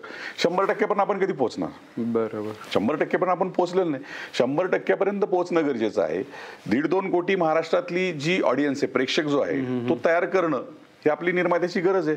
माझं तर म्हणणं आहे काही निर्मात्यांनी फक्त सिनेमा करण्यापेक्षा सिनेमाला प्रेझेंटर म्हणून काम करावं. जर प्रेझेंटर म्हणून ते आले, एक तुमची चांगली फिल्म आहे मी प्रेझेंट करतो, चला आपण दोघे म्हणून ती फिल्म करूया, असं जर कॉन्ट्रीब्युशन झालं तर ते आणखी होईल. खूपच एक म्हणजे अतिशय मोठ्या लेवलला काम होऊन जाईल आणि सक्सेस 100%. त्या निर्मात्यांना जसं अनुदान मिळतं ना तसं काही निर्मात्यांनी मिळून ठरवलं पाहिजे की आपण आपल्या मराठी चित्रपटासाठी चांगले चित्रपटगृह निर्माण करणं ही गरज आहे, काळाची गरज आहे. त्यामुळे काही निर्मात्यांनी थिएटरचा पण विचार केला पाहिजे. संपूर्ण भारतात 9,600 थिएटर्स आहेत. 9,600. आता त्यातले ह्या सगळ्या कोरोनाच्या काळातले 300-400 कमी झाले, म्हणजे 9,200 पर्यंत थिएटर्स आहेत. आता ह्या 200 मध्ये महाराष्ट्रात 400 थिएटर्स आहेत. त्या 400 मधले साधारण 180च्या आसपास मल्टिप्लेक्स आहेत. त्यातले सिंगल स्क्रीन कोरोनाच्या काळात अजून बंद पडले. 300-350 थिएटर्स आहेत. पण मिनिमम किती थिएटरला जायला हवा एखाद्या फिल्मचा जर बिझनेस ॲव्हरेज करायचा असेल किंवा रिकव्हरी करायची असेल तर किती स्क्रीन किती थिएटर्स पर्यंत पोहोचायला हवं? बेसिकली रिकव्हरी करणं हे तुमच्या हातातच नाही. बरोबर. तुम्ही ज्यावेळी सिनेमा लावता तुम्ही नंबर गेम करूच नका.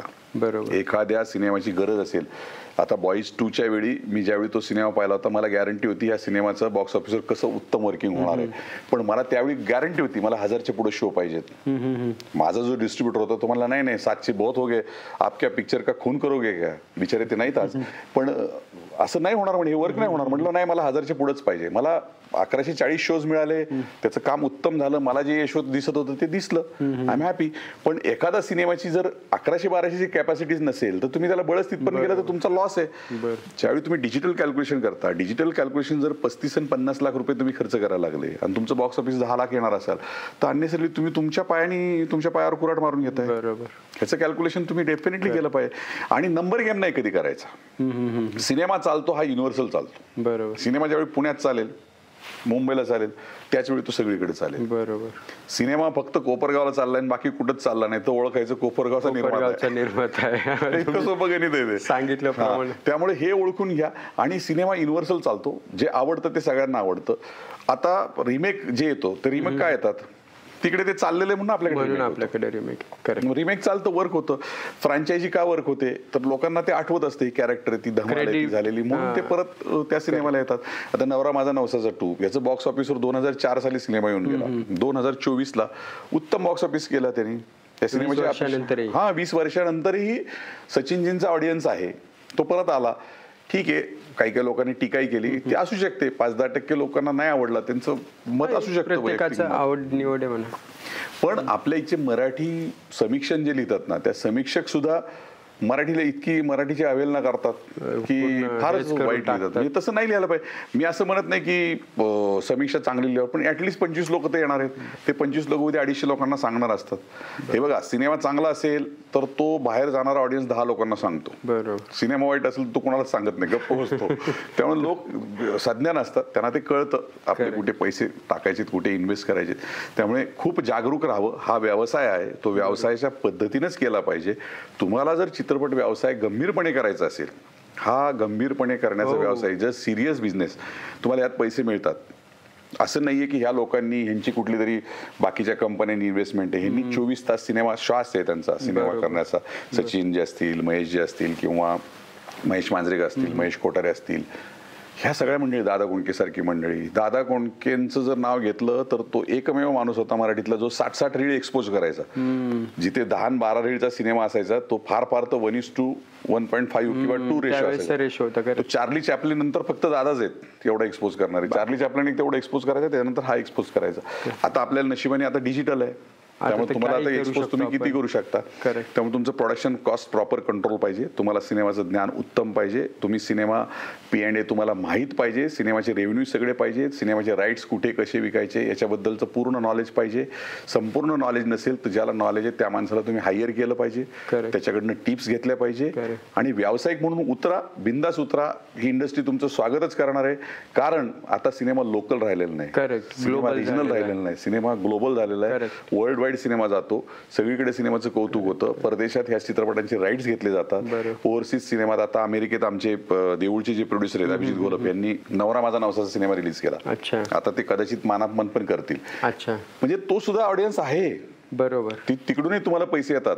म्हणजे रादर मी पूर्वी 2013-14 होऊ दे जरा असा उशीर नावाची फिल्म केली होती, तर ती आम्हाला ऑस्करच्या कॉम्पिटिशन मध्ये आम्ही पाठवली होती. ऑस्करच्या कॉम्पिटिशनमुळे आम्हाला प्रसिद्धी खूप मिळाली, की जी आम्हाला त्या सिनेमासाठी प्रसिद्धीची गरज होती. तिचा आम्हाला खूप फायदा झाला.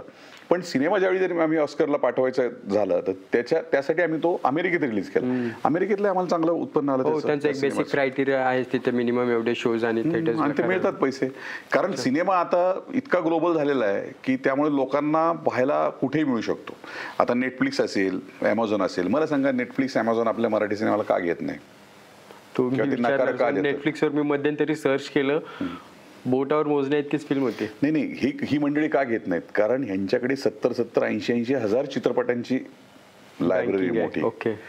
मग तुमचा मराठी सिनेमा त्यात कुठून हारून बसेल तुम्हाला कळायचं नाही. पण तो जर गाजलेला सिनेमा असेल तर ते लगेच घेतात, तुम्हाला पाहिजे तेवढी ऑफर देतात, त्याच्या डबल ऑफर देतात, घेतात आणि चांगले पैसे देतात. म्हणजे असं काही नाहीये की त्यांनी घेऊ नये, घेत नाही. तुम्हाला व्यवसाय समजला पाहिजे, समजणं गरजेचं आहे. त्यासाठी तुमचा अभ्यास पाहिजे, तुमचं स्वतःचं नेटवर्किंग पाहिजे, तुम्हाला चांगली मंडळी भेटली पाहिजेत, तर डेफिनेटली तुम्हाला पैसे मिळणार आहेत. आता मला तेच जाता प्रश्न विचारायचा होता तुम्हाला, की सपोज एखादा फिल्म बनवली, चांगली फिल्म बनवली, त्या फिल्मला माहिती की याला थिएटरपर्यंत नेण्याची कॅपॅसिटी निर्मात्याची नाही आहे, पण कंटेंट आहे बऱ्यापैकी चांगला, तो डायरेक्ट OTT कडे जाऊ शकतो. OTT कडे जायला त्याचे मार्ग ओपन आहेत. झालंय कसं, 2014-15 आपला भारतातला पहिला OTT हॉटस्टारने रिलीज केला. नंतर 2016 आपल्याकडे नेटफ्लिक्स आलं. बरोबर. पण हे सगळं आपल्याला भारतीयांना कधी कळलं? कोरोनाच्या काळात कळलं. कोरोनाच्या काळानंतर OTTचा कंटेंट स्वतंत्र झाला आणि थिएटरचा कंटेंट स्वतंत्र झाला. तुम्हाला थिएटरमध्ये जर जायचं असेल तर तुम्हाला लार्जर दॅन लाईफच गेलं पाहिजे. OTTचा कंटेंट हा पर्सनल कंटेंट आहे.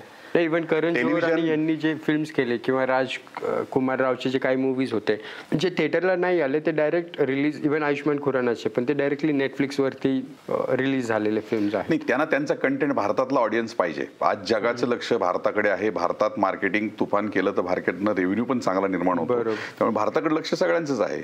त्यामुळे त्यांनाही कंटेंट भारतीय लोकांचाच दिला पाहिजे ना. मी काही फ्रेंचची किंवा फ्रान्सची किंवा जपानी, जर्मनीची किंवा कोरियनची पाहणार नाही. कोरियन फिल्मची मध्ये खूप मोठी क्रेज होती, सगळे यंगस्टर अजूनही पाहतात ते सिनेमा. म्हणजे जे लोकांना आवडतं ते पाहिलं जातं. पण आता जर तुम्हाला भारतीय कंटेंट दिला तर ते चालणार आहेत. नेटफ्लिक्स वाल्याला जर सर्वाइव्ह व्हायचं असेल, अमेझॉन वाल्याला सर्वाइव्ह व्हायचं असेल तर त्यांना भारतीय कंटेंट दिलाच पाहिजे चांगला. नाही, असा OTT जसं प्लॅनेट मराठीचं एक मध्यंतरी होतं, पण असा एखादा मराठी स्टील वर्किंग आहे, त्याला कोणीतरी टेक ओव्हर केलेलं ते उत्तम चालेल, किंवा त्यांची अजून इन्व्हेस्टमेंट येईल कोणीतरी. म्हणजे मराठी फिल्मसाठी एक पर्टिक्युलर असं काय OTT बनावं किंवा आहे, किंवा म्हणजे जिथे आता जसं त्या कॉम्पिटिशनमध्ये आपण नाही टिकत आहे समजा नेटफ्लिक्स ॲमेझॉनच्या, पण जर मराठी फिल्मसाठी काय स्वतंत्र असं मला सांगा, नेटफ्लिक्सचे साऊथ फिल्मसाठी दरवाजे ओपन आहेत सगळ्यांसाठी, तुमच्यासाठी काय असणार नाही? बरोबर. त्यामुळे तुम्हाला त्या लेवलचा कंटेंट बनवला तुम्हाला ते देणारच आहेत. अमेझॉन काय नेटफ्लिक्स काय हे तुम्हाला ओपन करणार आहे. पण तुम्ही सिनेमा जर गल्लीतला बनवत असाल आणि दिल्लीपर्यंत पोहोचवा अशी अपेक्षा असेल तर ते पॉसिबल होणार नाही. शेवटी व्यवसाय ज्याचा त्याचा व्यवसाय, जर मला त्या व्यवसायात परवडत असेल. आता कधी कधी मराठी सिनेमाची ओरड काय होते, आम्हाला मल्टिप्लेक्स मिळत नाही. मल्टिप्लेक्सचा एक शो रन करायला 2,000 ते 2,500 रुपये खर्च येतो. 7 शो रन करायला 20-21 हजार रुपये खर्च येतात दिवसाला. त्याच नाही संपूर्ण आठवड्याला 7 शो. त्याच निर्मात्याला सुद्धा तिथे सिनेमा लावण्यासाठी 11-11.5 रुपयाचे खर्च येतात. म्हणजे हे 21 आणि 11 32-33 हजार रुपये खर्च आहे नुसता तो सिनेमा लावण्याचा. तिथे जर 2 आणि 5 हजारचं कलेक्शन येणार असेल तर त्या थिएटरवाल्यांनी का सिनेमा लावावा आणि निर्मात्याने तिथे का 11-11.5 हजार खर्च करावेत? म्हणजे तुमचा सिनेमा तिथपर्यंत प्रोग्रामिंग डिपार्टमेंट, प्रत्येक मल्टिप्लेक्स चेनचे प्रोग्रामिंग डिपार्टमेंट असतं, ते सगळं तुमचा पिण्याचा अभ्यास करत. ते सगळं बघतात तुमचे व्ह्युअर्स किती आहेत, तुमच्या ह्याला चॅलेंज किती आहे, तुमच्या लोकांना उत्स्फूर्तपणे येतील की नाही येतील. 2-2 महिने इंग्लिश सिनेमाचे, हॉलिवूड सिनेमाची तिकीट बुक होतात ऍडव्हान्स, आणि आपला सिनेमा 8 दिवस आधी थिएटरला आपली जाहिरात पण नसते. बरोबर. मग ह्यात आपण पीएनएल वीक आहेत जसं मगाशी मी बोललो. त्यामुळे तुम्हाला जर तो व्यवसाय करायचा असेल तर तुम्हाला तो व्यवसायाच्या पद्धतीनेच व्यवसाय केला पाहिजे. ते घेणार आहेत सगळे लोक. OTT वाले घेतील, सगळे घेतील. अहो OTTला 60 लाखाची फिल्म आहे ती 1,80,00,000 घेतलेली आहे. मी तर मगाशी तुम्हाला 40%च बोललो. पण त्याचं जर पोटेन्शियलच तेवढं असेल, म्हणजे आता OTT वाले असे विचार करायला लागले 50-60 लाखात खरं आपण आपला सिनेमा करू शकतो का? बरोबर. म्हणजे आता फक्त मराठी घ्या, शेमारू घ्या किंवा झी टॉकीज घ्या किंवा ते सन मराठी घ्या, ह्यांनी सगळ्यांना आता सुरू केलं 50-60 लाखाचे. हो, इव्हन अल्ट्रा मराठी त्यांनी पण सुरू केलेत उत्तम सिनेमे. कारण सिनेमाची फ्रेम टू फ्रेम विकायची कशी हे त्यांना माहिती आहे. बरोबर. तुम्हाला सिनेमा विकायचा कसा हेच माहित नाही, तुम्हाला परफ्युचल माहित नाही, एक्सक्लुझिव्ह नॉन एक्सक्लुझिव्ह माहित नाही, तुम्हाला राईट्स किती द्यावेत ते माहित नाही, डबिंगचे राईट्स किती द्यावेत हे माहित नाही. याचा अभ्यास केला पाहिजे. एक वेगळा सेशन करूया सर नक्की, फक्त कॉपी राईट्स वरती आणि हे सर्व जे राईट्स सेल करतो आपण. IPR महत्वाचंच आहे. IPR खूप महत्वाचं आहे. म्हणजे हा खूपच महत्वाचा भाग आहे जो सगळ्यांना मिस आउट होऊन जातो खूप. आपल्या प्रेक्षकांना आजचा हा अतिशय महत्वपूर्ण इन्फॉर्मेशन भेटली आहे. म्हणजे इनफॅक्ट जे ज्यांना फिल्म मेकिंग करायची आहे आणि ज्यांना फक्त फिल्म मेकिंग येते पण मार्केटिंग बद्दल काहीच माहिती नाही, एक तुमच्यासारख्या तज्ज्ञ व्यक्तीकडून ती माहिती मिळते. मराठीमध्ये जर तुम्ही डिस्ट्रीब्युशनचा जर विचार करत असाल, डिस्ट्रीब्युशन मार्केटिंगचा नॉलेज असलेला मी एकटा मला प्राऊड आहे त्याचा, म्हणून मी कन्सल्टंट म्हणून काम करतो.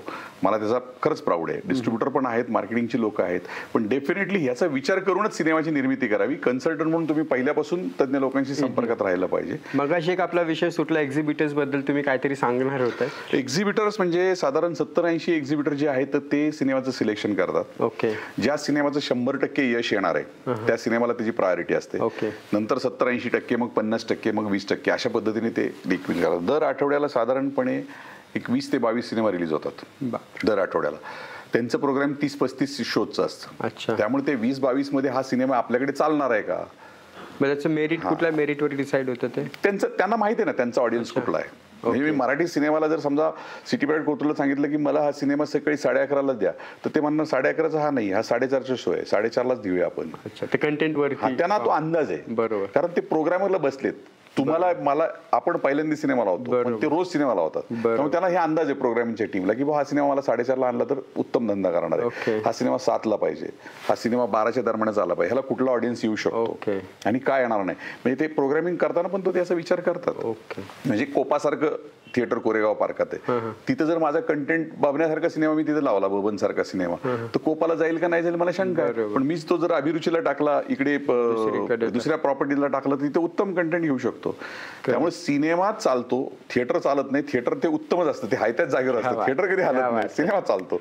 मग तो सिनेमा चालवण्यासाठी तुमची कष्ट घेण्याची तयारी पाहिजे. आणि हा उत्तम व्यवसाय आहे. प्रामाणिकपणे झोकून देऊन जर तुम्ही काम केलं तर तुम्हाला यश येणार हे नक्की.